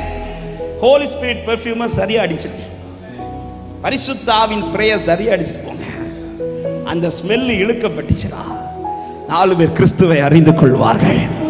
ஆமென். அது மாத்திரமல்ல, எல்லாவற்றிற்கும் மேலாய் ஏன் பரிசுத்த ஆவி நமக்கு தேவை என்றால் கிறிஸ்துவை வெளிப்படுத்த மாத்திரமல்ல, அந்த மெய்யான கிறிஸ்துவை சீக்கிரத்தில் நம்முடைய கண்கள் காணும்படியாக. ஆமென் சொல்லுங்க பார்க்கலாம். லூக்கா 2வது அதிகாரத்தின் 25 முதல் 28 வசனங்களை வேகமாய் வாசியுங்கள். லூக்கா 2வது அதிகாரம் 25 முதல் 28 வசனங்கள். அப்பொழுது சிமியோன் என்னும் பெயர் கொண்ட ஒரு மனுஷன் எருசலேமில் இருந்தான். அவன் நீதியும் தேவபக்தியும் உள்ளவனாயும் இஸ்ரவேலில் ஆறுதல் வர காத்திருக்கிறவனாயும் இருந்தான். அவன் மேல் பரிசுத்த ஆவி இருந்தார். கர்த்தருடைய கிறிஸ்துவை நீ காணும் முன்னே மரணம் அடைய மாட்டாய் என்று பரிசுத்த ஆவியினாலே அவனுக்கு அறிவிக்கப்பட்டும் இருந்தது. அவன் ஆவியின் ஏவுதலினால் தேவாலயத்திலே வந்திருந்தான். இயேசு என்னும் பிள்ளைக்காக நியாயப்பிரமாண முறைமையின்படி செய்வதற்கு தாய் தகப்பன்மார் அவரை உள்ளே கொண்டு வருகையில் அவன் அவரை தன் கைகளில் ஏந்தி கொண்டு தேவனை ஸ்தோத்தரித்து ஆண்டவரே, உமது வார்த்தையின்படி உமது அடியேனை இப்பொழுது சமாதானத்தோட போக பண்ணுவீர். புறஜாதிகளுக்கு பிரகாசிக்கிற ஒளியாகவும் உம்முடைய ஜனமாகிய இஸ்ரவேலுக்கு மகிமையாகவும் தேவரீர் சகல ஜனங்களுக்கு முன்பாக ஆயத்தம் பண்ணின உம்முடைய இரட்சணியத்தை என் கண்கள் கண்டது என்றான். கரங்களை உயர்த்தி ஆமென் சொல்லுங்க பார்க்கலாம். பரிசுத்த ஆவியால் நிரப்பப்பட்டவனுக்கு கொடுக்கப்பட்ட மிகப்பெரிய ஒரு வாக்குத்தத்தம் என்ன தெரியுமா? உன் கண்கள் கிறிஸ்துவை காணும். உன் கண்கள் கிறிஸ்துவை காணும். கிறிஸ்துவை காணும் என்று சொல்லிவிட்டு இப்ப வெயிட் பண்ண வைக்கிறார். இந்த சிமியோன் எத்தனையோ குழந்தைகளை கையில் எடுத்து பிரதிஷ்டை பண்ணின ஒருவர். ஹல்லேலூயா. இப்பொழுது இயேசு கிறிஸ்துவை பெற்றோர் பிரதிஷ்டை பண்ணும்படியால் தேவாலயத்தில் கொண்டு வருகிற நேரத்தில் சிமியோன் அன்று தேவாலயத்தில் வரவில்லை. ஆனால் வேதம் சொல்லுகிறது, ஆவியின் ஏவுதலினாலே இயேசுவை கொண்டு வருகிறார்கள் என்று தெரிந்ததும், இயேசு வருகிறார் என்று தெரிந்ததும் வீட்டுக்குள் இருக்கிறவனே பரிசுத்த ஆவியானவர் ஏவுகிறார். இயேசு வருகிறார் என்று தெரிந்ததும் ஆவியானவர் ஏவுகிறார். எதற்கு ஏவுகிறார் என்றால் இந்த கிறிஸ்துவை காணும்படியாக. ஹல்லேலூயா. ஆமா, எத்தனையோ பிள்ளைகளை பார்த்திருந்திருப்பார். இவர்தான் கிறிஸ்துவா என்பது அவருக்கு தெரியாது. ஆனால் கிறிஸ்து வரும்போது ஆவியானவருக்கு சும்மா இருக்க முடியாது. ஆமென். ஹல்லேலூயா. இதே போலதான் இயேசு வருகிறார் என்று தெரிந்தால், எக்கால சத்தம் கேக்குதுன்னு தெரிஞ்சிருச்சுனா, பரிசுத்த ஆவி அவனுக்குள் இருக்குதோ அவனை கர்த்தருடைய ஆவியானவர் ஏவுவார், கிறிஸ்துவை காண பண்ணுவார். ஆமென். உண்மையிலே இப்ப கிறிஸ்து வந்தா இதுதான் இயேசு எப்படிங்க நமக்கு தெரியும்? எதை வச்சு இயேசுன்னு போவோம்? வீட்டில் இருக்க போட்டோ வச்சு தானே. அவர் அதை விட அழகா இருக்கிறார். ஆமென். ஆண்டோடைய அழகை எவ்வளவு வரைஞ்சாலும் இப்ப எக்கால சத்தம் இயேசுதான் வர்றாருன்னு எப்படி எனக்கு தெரியும்? இயேசுவை பார்த்திருக்கிறீங்களா யாராவது? நம்ம இதுவரை முகத்தை பார்த்தது கிடையாது. அப்படி இருக்கும்போது இயேசுதான்ங்கிறது எப்படி தெரியும்? அதை தெரிய பண்ணுகிறவர் தான் பரிசுத்த ஆவியானவர். இதற்கு அடையாளமாய்தான் ஈசாக்குக்கு பெண் பார்க்க ஆபிரகாம் தன் வீட்டில் இருந்த ஒரு மூத்த வேலைக்காரனை தெரிந்தெடுக்கிறார். பொதுவாக இந்த வேலைக்காரன் எலியேசர் என்று நாம் சொல்லுவோம். ஆனால் பல இடத்துல எலியேசர் வருகிற இடத்துல எலியேசர் என்கிற பெயர் குறிப்பிடப்படும். ஆனால் இந்த இடத்துல மட்டும் மூத்த வேலைக்காரன் அப்படி சொல்லப்பட்டிருக்கு. அந்த இடத்துல எலியேசர் என்கிற பெயர் வராது. மலையாளத்தில் கொடுக்கப்பட்டிருக்கும் காரியஸ்தன் என்று. காரியஸ்தன் பரிசுத்த ஆவியானவருக்கு கொடுக்கப்பட்ட ஒரு வார்த்தை தான் காரியஸ்தர். ஆமென். அந்த இடத்துல ஏன் இந்த வார்த்தை இப்படி எழுதப்பட்டிருக்கிறது என்றால், பழைய ஏற்பாடு இல்லாமல் நிழலுக்கு ஒப்பானது. ஆமென். அவ இந்த இடத்துல இந்த வேலைக்காரனை பரிசுத்தாவிக்கு அடையாளமாய் சொல்லப்பட்டிருக்கிறது. பரிசுத்தாவி அடையாளமாய் இந்த மூத்த வேலைக்காரனை ஆபிரகாம் அழைத்து என்ன சொல்லுகிறார்? என் குமாரனுக்கு போய் பெண் பார்த்து வா என்று சொல்லி இந்த வேலைக்காரன் அனுப்புகிறார். இப்பொழுது இந்த வேலைக்காரன் பரிசுத்தாவி நிழலாய் போகிறவர் இப்பொழுது போய் ரெபெக்காளை சந்திக்கிறார். ரெபெக்காளை சந்தித்து இப்பொழுது அவன் வீட்டில் போய் பேசி, தன் எஜமானுடைய குமாரனுக்கு பெண் தேவை, நான் இவளை அழைத்து கொண்டு போகிறேன் என்று சொன்னதும் ரெபெக்காள் இடத்தில் கேட்கப்படுகிறது, நீ போகிறாய் என்று கேட்டதும் அவளும் உடனே போகிறேன் என்றால். அன்னைக்கு வாட்ஸ்அப் கிடையாது, போட்டோ கிடையாது, இன்ஸ்டாகிராம் கிடையாது. இன்னைக்குனா எத்தனை போட்டோ அனுப்பினாலும் இன்னைக்கு திருப்தி ஆக மாட்டேங்குது. அன்னைக்கு எதுவுமே கிடையாது. ஹல்லேலூயா. இந்த வேலைக்காரன் சொல்றதை வச்சு இவ புறப்படுறா. ரெபெக்காலே போட்டோ பார்த்தியா? தெரியாது, பார்த்தது கிடையாது. அவர் எப்படி இருப்பார்னு தெரியுமா? தெரியாது. ஆனால் அவள் புறப்பட்டு விட்டாள். இப்பொழுது புறப்பட்டு ஒரு சில நாட்கள் பிரயாணம். இது பிரயாணப்பட்டு வருகிற வழியில ஆமென் எத்தனையோ பேரை பார்த்திருந்திருப்பா. வழியில எத்தனை பேர் அங்கும் இங்கும் போயிருந்திருப்பாங்க. எத்தனை வாலிபர்கள் அங்கும் இங்கும் போயிருந்திருப்பார்கள். எல்லாரையும் பார்த்த ரெபெக்காள் யாரை பார்த்தும் இவர் யார் என்று கேட்காதவள் ஒரு குறிப்பிட்ட இடத்தில் வந்து ஈசாக்கை பார்த்ததும் கேட்கிறாள், இவர் யாருன்னு கேட்கிறார். உடனே அந்த வேலைக்காரன் சொல்லுகிறார், இவர் தான் எஜமானுடைய குமாரன், உன்னுடைய மணவாளன் என்று. அவன் எப்படிங்க இந்த ரெபெக்காளுக்கு ஈசாக்க பார்த்தது இந்த கொஸ்டின் கேட்க தோணுச்சு? வழியில எத்தனை பேரை பார்த்திருப்பா, எல்லாரையும் பார்த்து இது யாரு கேட்கல. ஆனா ஈசாக்கை பார்த்ததும் இவர் யார்? ஏன் இந்த கொஸ்டின் கேட்கிறான்னா, இந்த ஆண்ட வேலை வந்து கொண்டிருக்கிற இந்த வழியில இந்த வேலைக்காரன் என்ன செஞ்சிருப்பார் தெரியுமா? ஈசாக்கை பத்தி ஒரு பிக்சரையே கொடுத்திருந்திருப்பாரு. என் எஜமானருக்கு மூக்கு இப்படி இருக்கும், என் எஜமானருக்கு கண்ணு இப்படி இருக்கும், எஜமானனுக்கு வாய் இப்படி இருக்கும், என் எஜமானனுக்கு முகம் இப்படி இருக்கும், அவர் இந்த கலர்ல இருப்பார், அவர் இந்த ஹைட்ல இருப்பார், அவர் இப்படி இருப்பார், அப்படி இருப்பார். இதை சொல்ல சொல்ல சொல்ல ரெபெக்காளுக்கு பிக்சர் வரைகிறா. பிக்சர் வரைஞ்சு பார்க்கும்போது ஒருத்தர் முகத்தை பார்த்தோட தெரியுது, ஆமென், அவரை பார்த்தா இவர் சொன்னது போலவே இருக்கிறது. இதே போலதான் பரிசுத்த ஆவியானவர் கிறிஸ்துவை குறித்து எனக்கு வெளிப்படுத்தி அவர் வரும்போது என்னை காண பண்ணுவார். அவர் வரும் நாளிலே என்னை காரமாசை அன்பாய் கூப்பிட்டு சேர்த்து கொள்வார். எனவேதான் ஹோலி ஸ்பிரிட் ரொம்ப ரொம்ப தேவை சபையே. வேற அந்நிய பாஷை பேசுவதற்காக அல்ல, பரிசுத்த ஆவி ஒருவனுக்குள் இருந்தால் மாத்திரம்தான் மணவாளனை கண்டுகொள்ள முடியும். ஆமென். ஸ்தேவான் மேல கல் எறிந்து கொண்டிருந்த போது ஸ்தேவானுடைய கண்கள் திறக்கப்பட்டு, அப்போஸ்தலர் 7வது அதிகாரம் அதுடைய 55வது வசனத்தை வாசியுங்கள். அப்போஸ்தலர் 7:55.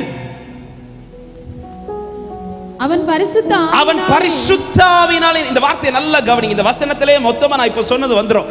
அவன் பரிசுத்த ஆவியினாலே நிறைந்தவனாய் வானத்தை அண்ணார்ந்து பார்த்து கொண்டிருக்கிறான். தேவனுடைய மகிமையையும், இந்த வார்த்தை நல்ல தேவனுடைய வலது பாரிசத்தில் இயேசுவானவர் நிற்கிறதையும் கண்டான். கரத்தை உயர்த்தி ஆமென் சொல்லுங்க பார்க்கலாம். பரிசுத்த ஆவியினால் நிறைந்தவனாய். இப்ப பரிசுத்த ஆவியானவர் எதை காமிச்சு கொடுக்கிறார்னா இயேசுவை காமிச்சு கொடுக்கிறார்.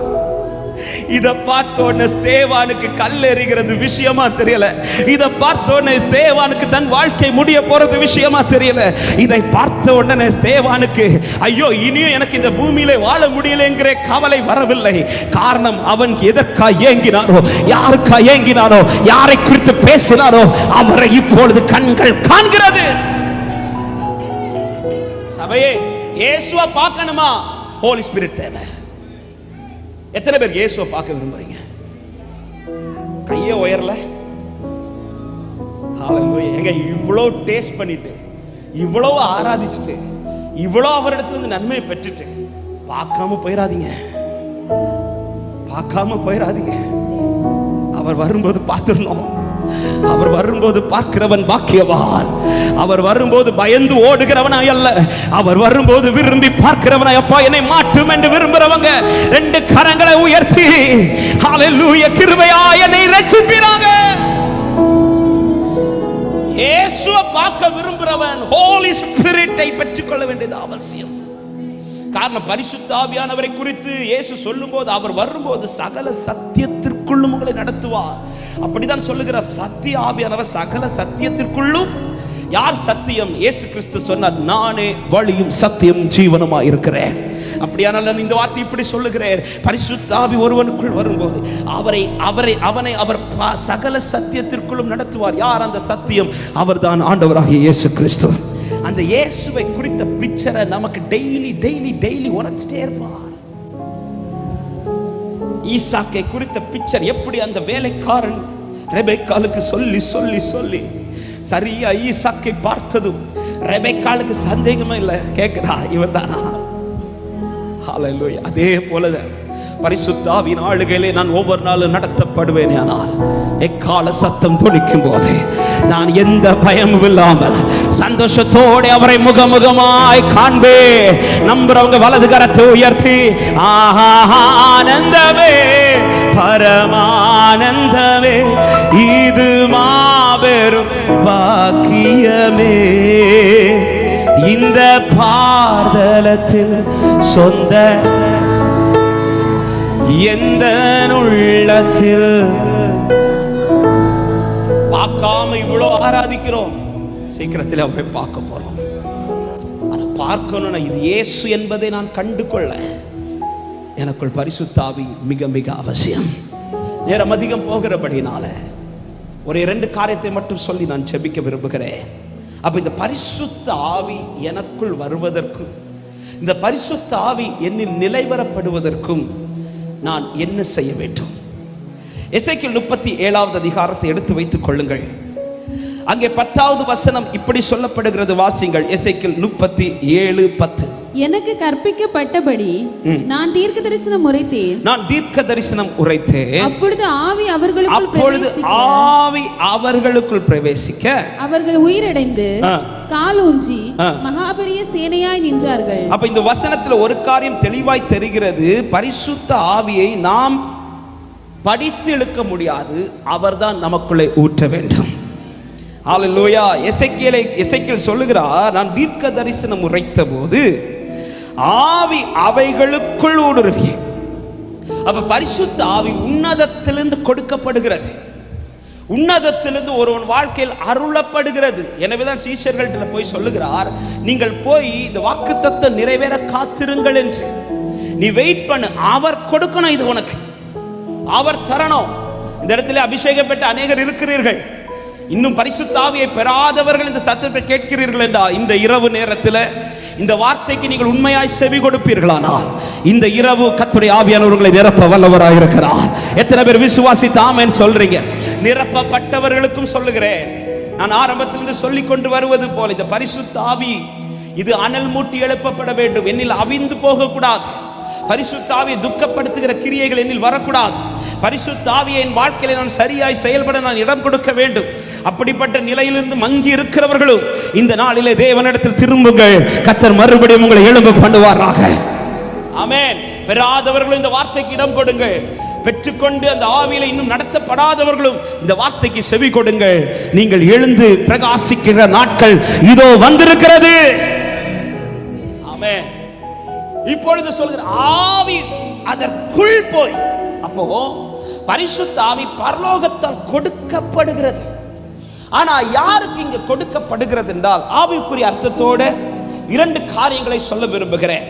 முதலாவது, எதற்குள் இந்த ஆவி ஊடுருவுகிறது என்றால், எசேக்கியேலை முதல்ல எப்படி காண்பிக்கிறார்? எசேக்கியேல் 37வது அதிகாரம் அதனுடைய 2வது வசனத்தை முதலாவது வாசியுங்கள். என்னை அவைகளின் அருகே சுற்றி நடக்க பண்ணினார், இதோ பள்ளத்தாக்கின் வெட்டு வெளியிலே அந்த எலும்புகள் மகா திரளாய் கிடந்தது, அவைகள் மிகவும் உலர்ந்ததுமாய் இருந்தது. இந்த வார்த்தை நல்லா கவனிங்க, அவைகள் மிகவும் உலர்ந்ததுமாய் இருந்தது என்றார். எதற்குள் தமது ஆவியை எசேக்கியேலை கொண்டு கர்த்தர் ஊற்றினார் என்றால், மிகவும் உலர்ந்திருந்த எலும்புகளுக்குள்ளே. அதை நான் இப்படி சொல்ல விரும்புகிறேன், என்னை பரிசுத்த ஆவியானவர் நிரப்ப வேண்டுமானால் என் பாத்திரம் எம்டியா இருக்கும். ஆமென். என் பாத்திரத்தில் ஏதோ இருக்கக்கூடாது, என் பாத்திரத்தில் ஒண்ணுமே இருக்கக்கூடாது.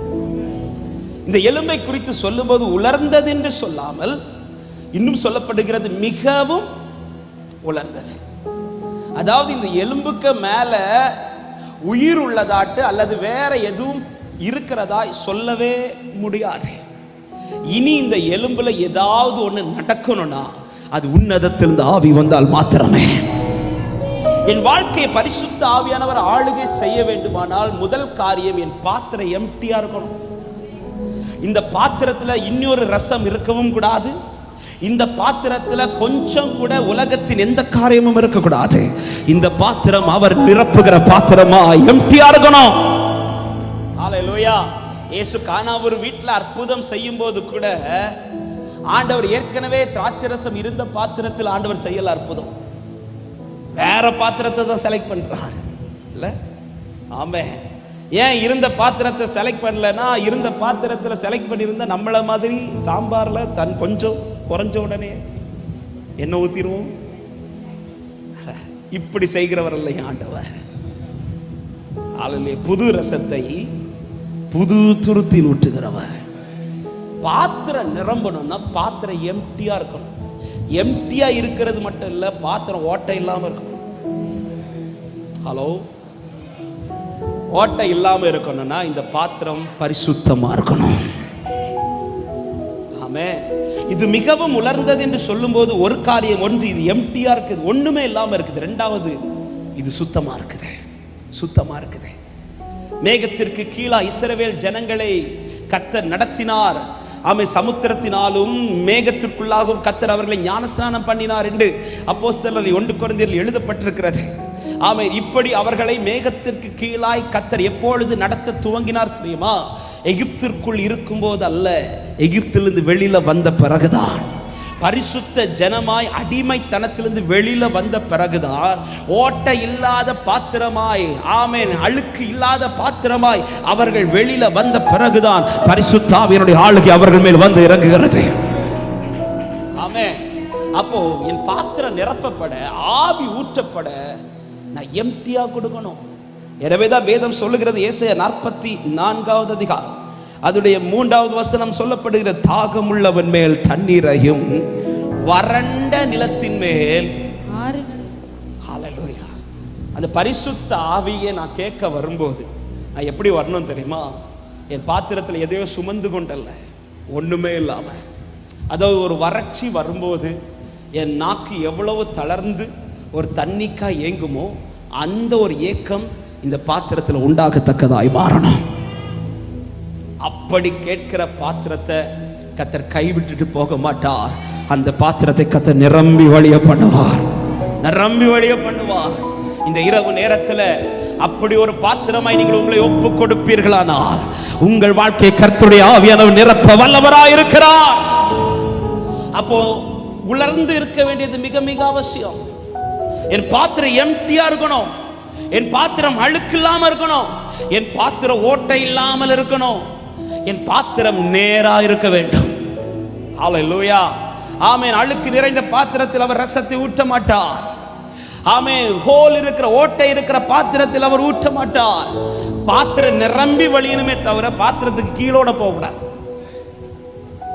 சிலருக்கு இப்படிதான் போயிடுது. கேட்டா பாத்திரம் நிரம்பி, ஐயா பாத்திரம் நிரம்பினா மேல வழியணும். இன்னைக்கு நிறைய பேருக்கு பாத்திரத்தை கீழோடையே போயிட்டு இருக்குது, இதுக்கு மேல நிரம்பவே. என் பாத்திரம் நிரம்பி வழியத்தக்கதா, அவன் அப்படி ஃபுல்லா கிளியரா இந்த பாத்திரம் இருந்து தேவ சமூகத்தை நோக்கி இருக்குமானால் அது யாரா இருந்தாலும் சொல்லுகிறார், மாம்சமான யாவர் மேலும் என் ஆவியை நான் ஊற்றுவேன் என்று. ஆமென். இங்க நீ எத்தனை வருஷம் விசுவாசின்னு பார்க்க மாட்டார், நீ எந்த குடும்பத்தை சேர்ந்தவன் என்று பார்க்க மாட்டார், நீ படித்தவனா படியாதவனான்னு பார்க்க மாட்டார், நீ இந்த சபை விசுவாசி அந்த சபை விசுவாசியான்னு பார்க்க மாட்டார், நீ இந்த ஜாதி அந்த ஜாதியான்னு பார்க்க மாட்டார், நீ எந்த கோத்திரன் பார்க்க மாட்டார். இப்படிப்பட்ட பாத்திரமாய் நீ அவர் சமூகத்தில் இருந்தால் உன்மேல் கர்த்தர் தமது ஆவியை ஊற்ற வல்லவராய் இருக்கிறார். ஹல்லேலூயா. மாம்சமான யாவர் மேலும் கர்த்தர் தமது ஆவியை ஊற்றுவார். முதலாவது சொன்ன உலர்ந்து இருக்கணும். இரண்டாவது இந்த வார்த்தை இப்படி சொல்லப்பட்டிருக்கிறது, எசேக்கியேல் 37வது அதிகாரம் அதுடைய 1-2 வசனங்களை ஒரு விசை கூட வாசிக்கலாம். கர்த்தருடைய கை என் மேல் அமர்ந்து கர்த்தர் என்னை ஆவிக்குள்ளாக்கி வெளியே கொண்டு போய் எலும்புகள் நிறைந்த ஒரு பள்ளத்தாக்கின் நடுவில் நிறுத்தி என்னை அவைகளின் அருகே சுற்றி நடக்க பண்ணினார். போதும், நல்ல கவனிங்க. இந்த 2 வசனத்தில் 2 வார்த்தை கொடுக்கப்பட்டிருக்கிறது. 1வது வசனத்தில் கடைசி சொல்லப்படுகிறது என்னை அவைகளின் நடுவிலே நிறுத்தினார். 2வது வசனத்தில் சொல்லப்படுகிறது என்னை அவைகளின் பக்கத்தில் சுற்றி நடக்க பண்ணினார். அதை ஆவிக்குரிய கண்ணோட்டத்தோடு நான் இப்படி சொல்ல விரும்புகிறேன், எந்தெந்த எலும்புகளோடு எசேக்கியேலுக்கு உறவு உண்டாச்சோ அந்த எலும்புகள் எல்லாம் உயிரடைய தொடங்கினது. ஆமென். எந்தெந்த எலும்புக்கு பக்கத்துல எல்லாம் எசேக்கியேல் போனாரோ, எசேக்கியேலுக்கும் இந்த எலும்புக்கும் இடையே இருக்கிற உறவு எவ்வளவு நெருங்கிச்சோ அந்த எலும்புகளுக்குள்ள எல்லாம் கர்த்தர் தமது ஆவியை ஊற்ற துவங்கினார். அப்ப உலர்ந்து இருக்க வேண்டியது எவ்வளவு முக்கியமோ அதே போல உறவுக்குள் இருக்க வேண்டியது முக்கியம். இயேசுவுக்கு எனக்கு உறவே இல்லாம ஆண்டவரே என்ன நிரப்புங்க நான் கேட்பேனே, ஆனால் நான் கேட்கிறது மட்டும்தான் இருக்குமே தவிர என் பாத்திரம் நிரம்பாது. இன்னைக்கு நம்ம நினைப்பு என்ன தெரியுமா? இப்படி பரிசுத்த ஆவியின் கூட்டம் வந்து கேட்ட உடனே ஆண்டவர் தருவார். எஸ் தருவார். ஆனா யாருக்கு தருவார் தெரியுமா? உறவில் இருக்கிறவனுக்கு தருவார். ஆமென். ஆண்டவராக இயேசு கிறிஸ்து சொன்னார், கேட்கிறவன் எவனும் பெற்றுக்கொள்வான், பொல்லாதவர்களாக நீங்களே உங்கள் பிள்ளைகளுக்கு நல்ல ஈவுகளை கொடுக்க அறிந்திருக்கும் போது பரிசுத்த ஆவியான பிதாவானவர் பரிசுத்த ஆவி உங்களுக்கு கொடுப்பது அதிக நிச்சயம் அல்லவா? இந்த வார்த்தை நம்ம படிச்சு கேட்கிறோம், ரைட். ஆனா இந்த வசனத்தை சொல்லுவதற்கு முன்பாக அவர் ஜெபத்தை குறித்து பேசும்போது அங்கே எதை அதிகப்படுத்துவார், அதே அதிகமாய் சொல்லுவார் தெரியுமா? உறவை குறித்து சொல்லுவார். முதலாவது பரமண்டலத்தை ஜெபத்தை சொல்லிக் கொடுத்து விட்டு சீஷர்கள்ட்ட சொல்லுவார். ஆமா, பின்பு ஒரு சிநேகிதன் ராத்திரி நேரத்தில் தன் சிநேகிதன் வீட்டை போய் கதவை தட்டி தன் சிநேகிதனுக்காக அப்பத்தை அவனிடத்தில் கேட்பார். இப்படி ஒரு ரிலேஷன்ஷிப்பை சொல்லுவார். இந்த உறவை சிநேகிதன், ரெண்டு சிநேகிதனுக்கு இடையே இருக்கிற உறவை சொல்லிவிட்டு தான் அடுத்து சொல்ல வருவார். பொல்லாதவர்களை நீங்கள் உங்கள் பிள்ளைகளுக்கு நல்ல ஈவுகளை கொடுக்க அறிந்திருக்கும் போது பரமபிதா உங்களுக்கு பரிசுத்த ஆவியை. உறவில் இருக்கிற ஒரு பிள்ளை அப்பா கிட்ட ஹோலி ஸ்பிரிட்டை கேட்டா அவர் தராம இருக்க மாட்டார். ஆமென். இந்த வார்த்தை சபைக்கு ஒரு கொஸ்டினா வைக்கிறேன். ஆண்டவருக்கும் உங்களுக்கு இடையே இருக்கிற உறவு எப்படி இருக்கிறது? பரிசுத்த ஆவி உங்களுக்கு இருக்குமானால் ஒரு காரியத்தில் நீங்கள் உறுதியா இருப்பீர்கள், அதுதான் இந்த உறவில உறுதியா இருப்பீர்கள். ஆமென். கடந்த வருஷத்தின் இறுதியிலிருந்து ஒரு சாட்சி ஆண்டவர் சொல்ல வச்சிட்டு இருக்கிறார். நிறைய இடத்துல கர்த்தர் சொல்ல வச்சிட்டார். ஆனால் இந்த உறவை எடுத்ததுனால இந்த சாட்சியை நான் சொல்ல ஏவப்படுறேன். எனக்கு 4 வருஷம் கழிச்சு தான் ஒரு பிள்ளை பிறக்கிறான், ஐசக் அவன் பேர். அவன் பிறந்தது எனக்கு ஒரு பெரிய சாட்சி. ஏன்னா எனக்கு பிள்ளை பிறக்காதுன்னு சொன்ன இடத்துல கர்த்தர் கிருபையாய் வார்த்தையை தந்து காத்திருக்க வச்சு என்னை உருவாக்கி ஆண்டவர் எங்களுக்கு அந்த பிள்ளையை பிறக்க பண்ணார். அவன் பிறந்தது குறித்து எனக்கு அவ்வளோ சந்தோஷம். அந்த சாட்சி எனக்கு பெரிய சாட்சி. இப்போ அவன் பிறந்து வளர்றதை பார்க்கும்போது எனக்கு ரொம்ப மகிழ்ச்சி. அவன் பார்த்தாலே எனக்கு சந்தோஷம். ஏன்னா அவ்வளோ அழுதுருக்கிறேன். அந்த அழுகையெல்லாம் அவனை பார்க்கும்போது எனக்கு சந்தோஷமாயிட்டே இருக்கும். அதாவது ரொம்ப அழ வச்சுட்டாருன்னா நன்மையை பார்க்க வச்சு சிரிக்க வைப்பார். நல்லா பார்த்து பார்த்து மகிழ வைப்பா. நீ அழுதல மக்களை பாரு அப்படின்னு சொல்லி சிரிக்க வைப்பா. அப்படி பார்த்து ரசிக்க வச்சா. இப்போ 6 மாசம்லாம் அவன் வளரும் போது எனக்கு ஒரு அற்ப ஆசை. என்ன ஆசைன்னா அவன் சீக்கிரத்தில் என்ன சொல்லணும், அப்பா சொல்லணும்னு ஒரு ஆசை. ஏன்னா அவன் வாய்ஸ்ல அப்பான்னு கேட்கறது எனக்கு ரொம்ப விருப்பம். ஏன்னா காத்திருந்து பெற்றுக்கொண்ட பிள்ளை இல்லை. அப்போ 6 மாசத்துலேருந்து அவன் பக்கத்துலேருந்து நான் அவன்கிட்ட டே அப்பா சொல்றா அப்பா சொல்றா அப்படின்னு சொல்லி கேட்பேன். அவன் சொல்லவே மாட்டான். கொஞ்ச நாளையில் அவன் வாயில் அல்லேலூயா வந்துருச்சு. ஏன்னா சர்ச்சிலேயே வளர்றதுனால அல்லுயா அப்படின்னு சொல்லுவான். ஏதோ சொல்லுவான், நாங்கள் அல்லேலூயான்னு எடுத்துக்கிட்டோம். ரைட்டா? இப்போ அடுத்து அவன் என்ன சொல்லிட்டான்னா அம்மா சொல்லிட்டான். யாரை பார்த்தாலும் அம்மா. என் ஒய்ஃபை பார்த்தாலும் அம்மா, என்னை பார்த்தாலும் அம்மா, எங்கள் அம்மாவை பார்த்தாலும் அம்மா, யாரை பார்த்தாலும், யாரை கூப்பிட்டனாலும் அம்மா அம்மா அம்மான்னு கூப்பிடுவான். இது என் ஒய்ஃபுக்கு பயங்கர கெத்தாயிடுச்சு. பார்த்தீங்களா, என் பிள்ளைக்கு நான் கஷ்டப்பட்டு பெற்று சுமந்ததுனால என் பிள்ளை எல்லாம் அம்மானு. அவன் இப்படி சொல்லும் போது நான் ஃபீல் பண்ணல. ஏன்னா அப்போதான் 8 மாசம் ஆகுது, 1 வருஷம் ஆக போகுது. நான் அப்போ ஃபீல் பண்ணல. இப்போ 1.5 வயசு ஆகுது, 1.25 வயசு ஆகுது, 2 வயசு நெருங்க போகுது. இந்த காலகட்டத்தில் தான் அவன் வாயில சில வார்த்தைகள்லாம் வந்துச்சு. அம்மா வந்துடுச்சு, பாட்டிக்கு பாப்பின்னுவான், அல்லேலூயான்றுவான். சில வார்த்தைகள் எல்லாம் அவனுக்கு ஈஸியாக வந்துடுச்சு. கஷ்டமான வார்த்தையெல்லாம் சொல்லிட்டான். ஆனா எது மட்டும் சொல்ல மாட்டான் தெரியுமா? என்ன சந்தோஷமா சொல்றீங்க. இந்த அப்பா மட்டும் சொல்ல மாட்டான். நான் அவன் பக்கத்துல இருந்து டீச் பண்ணுவேன். டேய் அம்மா சொல்றல அதுல இம்மாவை எடுத்துட்டு இப்பா போட. அவனை ஆணு வந்துட்டு அம்மானுவான். அப்படியே குத்தணும்ல தோணும். எவ்வளவோ டீச் பண்ணுவேன். அவன் சொல்லவே இல்லை. எனக்கு புரியல. அப்போ அதுக்கு பிறகு கர்த்தர் புரிய வச்சா. 1.25 வயசு ஆயிடுச்சு. இப்போ அவன் அப்பா சொல்லவே இல்லை. அப்பதான் எங்க சர்ச்சில் ஒரு யூத் மீட்டிங். அந்த யூத் மீட்டிங்ல ஆராதனை நடத்தும் போது இந்த ஒரு பாடலை ஆண்டவர் பாடி ஆராதிக்க வச்சார். அப்பா அப்பா மகனா மகனா இந்த பாட்டை பாடி ஆராதனை. இந்த ஆராதனைலாம் முடிச்சு யூத் மீட்டிங்லாம் முடிச்சு எல்லாரையும் ப்ரேயர் பண்ணி அனுப்பி விட்டுட்டு மத்தியானத்துக்கு பிறகு எங்கள் வீட்டு ரூமில் நானும் என் பையன் ஐசக், எங்கள் அண்ணன் பொண்ணு ஜாஃபியா 3 பேரும் பெட்டில் உட்கார்ந்து, என் வீட்டில் ஒரு சின்ன ஸ்பீக்கர் உண்டு. அந்த ஸ்பீக்கரில் காலையில் நடந்த சர்வீஸ் லைவ் இருந்ததுனால அதை போட்டு விட்டுட்டு ஃபஸ்ட்டு பாட்டிலேருந்தே நானும் கைத்தட்டுறேன், அவனும் கைத்தட்டுறான், ஜாஃபியா கைத்தட்டுறா. நாங்கள் 3 பேரும் அப்படி கைத்தட்டி பாடிட்டு இருக்கிறோம். இந்த ஆராதனை செஷன் வரும்போது நான் தண்ணி குடிக்கிறதுக்காக கிச்சனில் போகிறேன். என் ஒய்ஃபு கிச்சனில் தான் இருக்கிறா. நான் கிச்சனில் போய் தண்ணி குடிச்சிட்டு திரும்ப வரும்போது தான் இந்த அப்பா பாட்டு அப்போ லைவ்ல ஓடுது. நான் ஆராதிச்சுட்டு இருக்கிறேன், அந்த அப்பா பாடுறது ஓடுது. இப்போ என் வாய்ஸ் லைவ் கேட்குது. நான் கிச்சன்லேருந்து கேட்டுட்டு வரேன். என் வாய்ஸில் அப்பா கேட்குது. அந்த வாய்ஸ் கூட இன்னொரு கீச்சு வாய்ஸ் கேட்குது. அப்பா அப்படின்னு ஒரு சவுண்ட் கேட்குது. இது என்னடா லைவ்ல ஏதோ ஆடியோ மிஸ்டேக் ஆயிட்டான், பிரச்சனை ஆயிட்டான்னு ஓடி வந்து என் ரூமுக்கு வாசல் நின்றுட்டு எத்தி இப்படி பெட்ல பாக்குறேன். என் பிள்ளை முழங்கால் போட்டுட்டு கையை தூக்கிட்டு அப்பா இப்படி பாடிட்டு இருந்தா. எனக்கு வந்த சந்தோஷம் இருக்குது. எனக்கு கையோடல காலம் ஓடல. 2 வருஷம் வெயிட் பண்ணேன். பிள்ளைக்கா வெயிட் பண்ணதை விட அப்பான்னு கூப்பிடுறதுக்கு நான் வெயிட் பண்ண கதறல் இருக்குதுல்ல. ஏன்னா எனக்கு 1.25 வயசு ஆகும் போதெல்லாம் கொஞ்சம் ஃபீல் ஆயிடுச்சு. என்னை அப்பா சொல்லி என் பிள்ளை அவன் சத்தத்துல அப்பான்னு கூப்பிடுறத கேட்கறதுக்கு ஆசையா இருக்கு. இப்படி ஃபீல் ஆனதுனால இப்ப அவன் அப்பான்னு கூப்பிட்டு என்ன பார்த்து கூப்பிடல, பாட்டு தான் பாடுறான். ஆனா எனக்கு வந்து சந்தோஷம் இருக்குது. விடுவேன் என் ஒய்ஃபை, ஃபர்ஸ்ட் அவளை தான் கூப்பிட்டீங்க, வா என் பிள்ளை அப்பான்ட்டான். திரும்ப திரும்ப அந்த பாட்டை போட்டு விட்டு அவனை சொல்ல வச்சு அதை ரெக்கார்ட் பண்ணி அந்த பாட்டை ரிலீஸ் பண்ணவங்களுக்கு அனுப்புறேன். ஐயா உங்க பாட்டுனால என் பிள்ளை நான் அப்பாண்டாயா. எங்க அண்ணன் கிட்ட சொல்றேன், எங்க அம்மா கிட்ட சொல்றேன், வரவங்க போறவங்கள்ட்ட சொல்றேன். எனக்கு சந்தோஷம் தாங்க முடியல. அப்பதான் ஆண்டவர் கூப்பிட்டு பேசுறாரு. உனக்கு இந்த பிள்ளை எப்படி பிறந்துச்சுன்னு கேட்டார். ஓம்பலத்துல பிறந்துச்சா இல்ல நான் கொடுத்த பிள்ளையான்னு கேட்டார். ஆண்டவரே, பிள்ளைய பிறக்காதுன்னு சொன்ன இடத்துல நீங்க கொடுத்த பிள்ளை ஆண்டவரே, நான் உனக்கு தந்த பிள்ளை உன்னை அப்பான்னு சொல்றதுக்கு ஒரு 2 வருஷம் டிலே ஆனதும் உனக்கு வலிக்குதுல,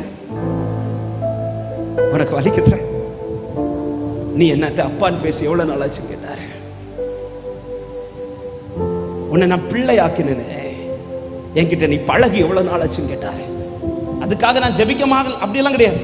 ஜெபிப்பேன் எதுக்கு தெரியுமா? பயன்படுறதுக்காக. இன்னைக்கு மீட்டிங் போற ஆண்டவரை என்ன செய்தி கொடுக்கணும், இன்னைக்கு மீட்டிங் போற ஆண்டவரை என்ன வார்த்தை பேசணும், பயன்படுகிறதற்காக உட்கார்ந்தேனே தவிர பழகிறதற்கு உட்கார்ல. இன்னைக்கு தேவைக்காக உட்காருகிறோம், தேவனை தேடி உட்காருகிறோமா? மோசேயின் முகம் பிரகாசிக்க ரீசன் என்ன தெரியுமாங்க? மோசே மலையில ஏறுறதே தன் தேவையை கேட்பதற்கல்ல, அவர் தேவை நிறைவேற்றுவதற்காக. பழகிறதுக்கு ஏறுகிற முகத்தை ஒரு நாள் ஆண்டவர் பிரகாசிப்பிக்க பண்ணுவார். இயேசுவின் நாமத்தில் இந்த வார்த்தை தைரியமா சொல்ல, இந்த உறவுல பழகுகிற தேவ பிள்ளையுடைய முகத்தை எல்லா கண்களுக்கு முன்பாக என் தேவன் ஒரு நாள் பிரகாசிப்பிக்க பண்ணுவார் என்று நம்புறவங்க மாத்திரம் நல்ல கைகளை தட்டி ஆமென் என்று சொல்லுங்க பார்க்கலாம். இன்னைக்கு நான் அப்பான்னு கூப்பிடுறதே பொதுவா இன்னைக்கு மேக்சிமம் கிறிஸ்டியன்ஸ் அவர் அப்பான்னு கூப்பிடுறது பழகிறதுக்கு கிடையாது, ஏதோ வாங்குறதுக்கு. எனக்கு இதை செய்யுங்க, அதை செய்யுங்க, அப்படி செய்யுங்க, இப்படி செய்யுங்க. எங்க அவர் அப்பா நான் பிள்ளைக்கு செய்ய வேண்டியதெல்லாம் செய்வாருங்க. எங்க நம்மளே நம்ம பிள்ளைக்கு பார்த்து பார்த்து செய்யறோங்க. இந்த வயசானது என் பிள்ளைக்கு இதை செய்யணும்னு நான் துடிக்கும் போது, ஒவ்வொரு காலகட்டம் வரும்போது என்னை இரத்தத்தால் போராடி மீட்டெடுத்த என் தகப்பன் எனக்கு செய்யாமல் இருப்பாரோ? அப்பாவுக்கு நன்மையை தருவது விஷயம் கிடையாது. இளைய குமாரனே, நீ கேட்கறதெல்லாம் தரது எனக்கு விஷயம் கிடையாதுப்பா, நீ ஏன் கூட இருக்கிறதா விஷயம். இன்னைக்கு எல்லாருக்கும் என்ன வாங்கிட்டு போயிடணும். அவரு தரார், என்ன பிள்ளையாக்கிட்டார்ல, பிள்ளையாக்கிட்டார். அப்பான்னு கூப்பிட்டு அவருக்கு தட்ட முடியாது, அப்பான்னு கூப்பிட்டு அவருக்கு உதறிட்டு போக முடியாது. இளையகுமாரன் சொத்தை கேட்கும் போது ஏன் அப்பாக்கு தள்ளி விடலாம், ஏ போ நீ யாரு இப்படி சொல்லியிருக்கலாமே. தட்ட முடியாது.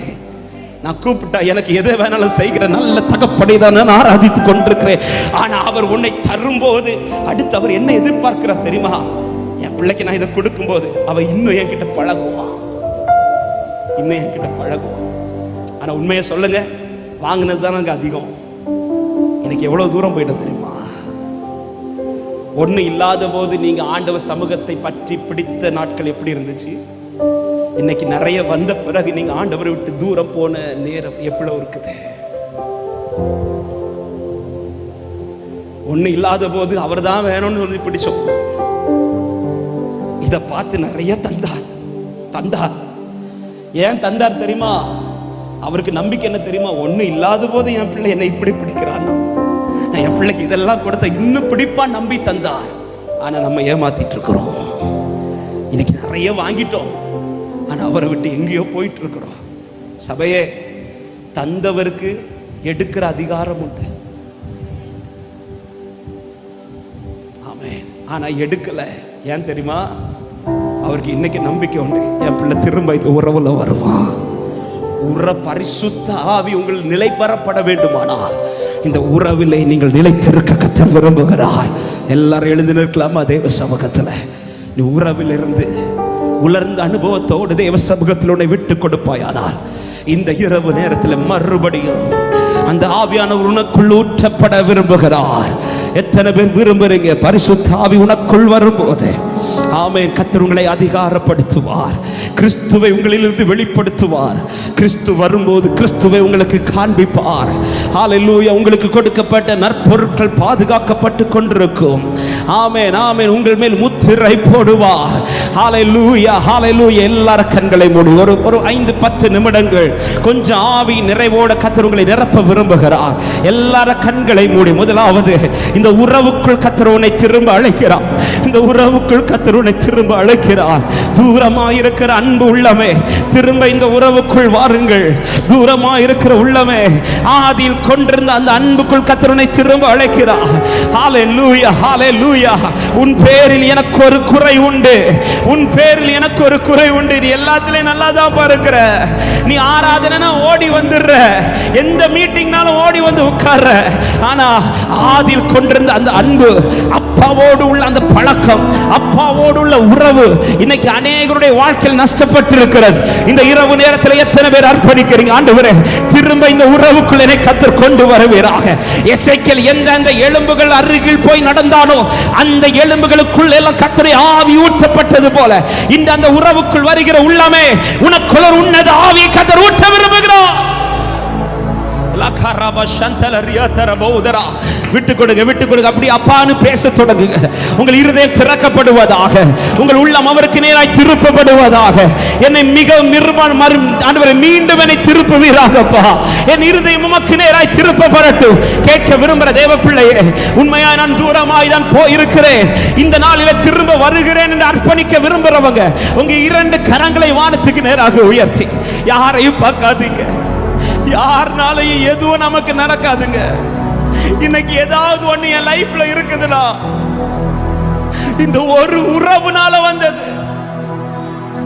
இன்னைக்கு என் லைஃப்ல இருக்கிற அத்தனை உறவுகளும் வர காரணம் இந்த ஒரு உறவுனால, இந்த ஒரு உறவுனால. ஆனா இன்னைக்கு பல உறவுகள் வந்ததும் இந்த ஒரு உறவை தானே ஒதுக்கி விட்டோம், இந்த ஒரு உறவை தானே தள்ளி விட்டோம். இதோ திரும்ப நீ அரணுக்கு திரும்பு, இதோ இது திரும்ப நீ அரணுக்கு வா. இதோ இரட்டிப்பான அபிஷேகத்துக்கு கர்த்தர் மேல் ஊற்ற போகிறார். இதோ இரட்டிப்பான அபிஷேகத்துக்கு கர்த்தர் மேல் ஊற்ற போகிறார்.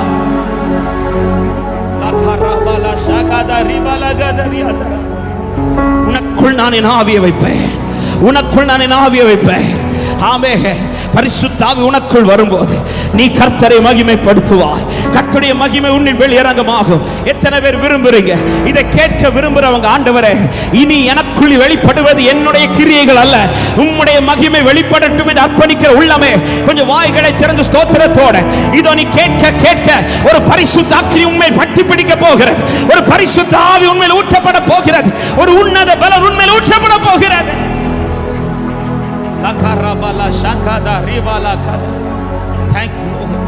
தூரத்திலிருந்து கேட்காதே, அருகில் வந்து கேளு, அருகில் வந்து கேளு. ஒரு விஷயம், எல்லார் கண்களை மூடி, எல்லார் யார் கண்களை திறந்திருக்க வேணாம், யார் அங்கிருந்து பார்க்க வேணாம். ஒரே ஒரு கேள்வி உங்க முன்னாடி வைக்கிறேன். இன்னைக்கு அப்பா பக்கத்தில் நிக்கிறீங்களா? அப்பாவை விட்டு தூரத்தில் நிக்கிறீங்களா? ஹல்லேலூயா. எத்தனை அனுபவங்கள் நஷ்டப்பட்டு விட்டது சபையே, எத்தனை அனுபவங்கள் நஷ்டப்பட்டு விட்டது.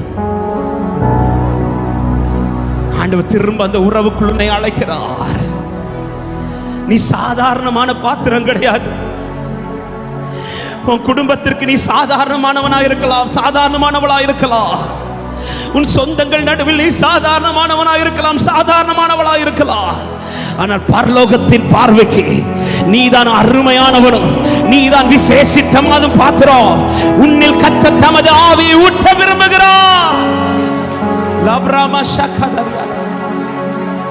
எனக்குள் அந்த அபிஷேகம் ஊற்றப்பட வேண்டும் என்று விரும்புறவங்க உங்க 2 கரங்களை வானத்துக்கு நேராக உயர்த்தி, உங்கள் இருதய திறந்து, ஒரு சின்ன பிள்ளை கதறது போல, ஒரு பிள்ளைக்கு பசிக்கும் போது கதறுமே, தாகம் எடுக்கும் போது கதறுமே, அப்படி எத்தனை பேர் இந்த இரவு நேரத்தில் கதற முடியும்? வறண்ட ஆத்துமாவை போல உன் இருதயம் கதறுமானா, இதோ வறண்ட நிலத்தை நீரூட்டாய் மாற்றுகிற தேவனுடைய அக்கினியின் அபிஷேகம், வறண்ட நிலத்தை நீரூட்டாய் மாற்றுகிற ஒரு அபிஷேக நதி இப்பொழுது உனக்குள் பாய வைக்க போகிறார். கேளு சபையை, கதறி கேளு, கதறி திரும்ப நீ உயிர் பெற்று எழும்புவாய். திரும்ப நீ பலனடைந்து எழும்புவாய். கர்த்தருடைய அபிஷேகம் உண்மை, கர்த்தருடைய வல்லமை உண்மை. இதோ நீ எழும்பி பிரகாசி, உன் ஒளி வந்தது. கரபலபோ சந்தலரியாதரபோ லேப்ரா ஊற்றிடுமே உம் வல்லமையை இந்த நாளில் எங்கள் மேலே ஊற்றிடுமே உம் அக்கினியை இந்த நாளில் எங்கள் நல்ல கைகளை தட்டி பாடி ஊற்றிடுமே உம் வல்லமையை இந்த நாளில் எங்கள் மேலே ஊற்றிடுமே உம் அக்கினியை இந்த நாளில் எங்கள் மீது வல்லமை வல்லமை வல்லமை தாருமே தேசத்தை உமக்கா.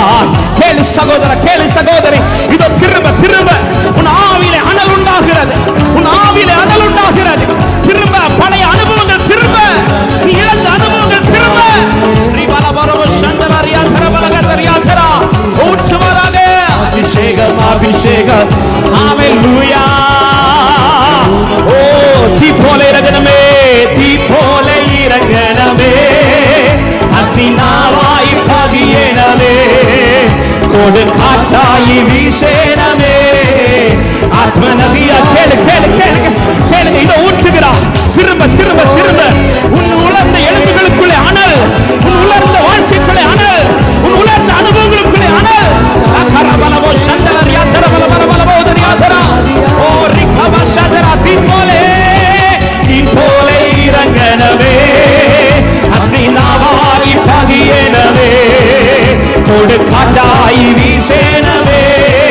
ஊற்றுகிறார் ஊற்றுகிறார் ஊற்றுகிறார். இதோ பின்மாரி மலை, பின்மாரி மலை, பின்மாரி மலை. இந்த சபை கர்த்தர் தெரிந்தெடுத்த சபை, இதிலிருந்து மகிமை வெளிச்சமாகிறது. அந்த கால அபிஷேகம் ஆமே சகல ஜடத்தின் மேலோ கொய்து கால சமயமல்லோ ஆத்மாவில். ஓ அதிகாரம் அதிகாரம் அதிகாரம். இதோ கண்கள் திறக்கப்படட்டும், இதோ வானங்கள் திறக்கப்படுகிறது. கர்த்தருடைய ஆவி உங்கள் மேல், கர்த்தருடைய ஆவி உங்கள் மேல் திரும்ப உயிர்ப்பிக்கிறார். இழந்த அனுபவங்கள் திரும்ப. ஓ தீ போலே தீ போலே இறங்கனவே, அக்னி நாவாய் பதியேனவே, கொடு காற்றாயி. தரிசனங்கள் திரும்ப, தரிசனங்கள் திரும்ப. சில தரிசனம் நஷ்டப்பட்டு போய்விட்டது. இதோ திரும்பாவைகள் திரும்ப அந்த பாதையில் கர்த்தர்களை இழுத்து செல்வானாக.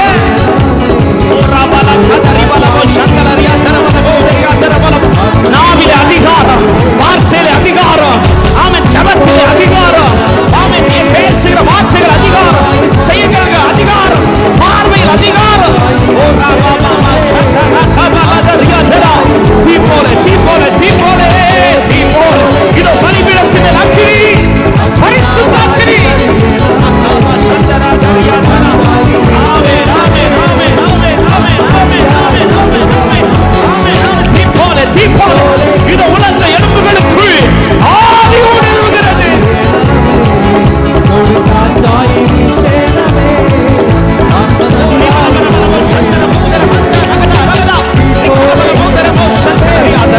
இழந்த அனுபவங்கள், இழந்த அனுபவங்கள், இழந்த ஜெப வாழ்க்கை, இழந்த அபிஷேக கிருபைகள் திரும்ப திரும்ப இது முளைத்தெழும்புவதாக, முளைத்தெழும்புவதாக.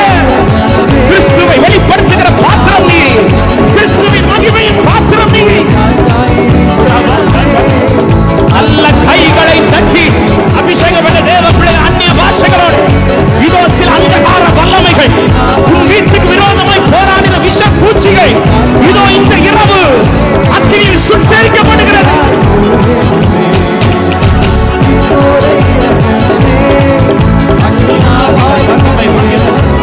ஹல்லேலூயா ஹல்லேலூயா. நல்ல கைகளை தட்டி விடுதலையோடு விடுதலையோடு விடுதலையோடு ஒரு சில நிமிடங்கள் அந்நிய பாஷைகளை பேசி.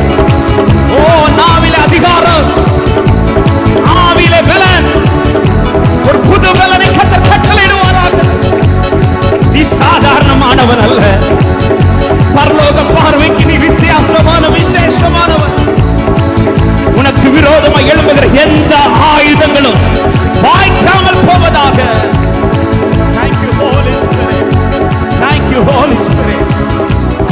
தீர்வை காண்பிக்க உனக்குள் இருந்து பரிசுத்த ஆவியானவர் நடத்துவாராக. நல்ல கைகளை தட்டி ஒரு சில நிமிடங்கள் முழு பலத்தோடு கரங்களை தட்டி வாய்களை விரிவாய் திறந்து ஆண்டவரை மகிமைப்படுத்துங்கள். ஓ ரிமனமோ சந்தலரியா ரமோ ஹந்தரா கபலோ ஷாலதரியா தரலரே. Thank you அப்பா, thank you அப்பா, thank you அப்பா,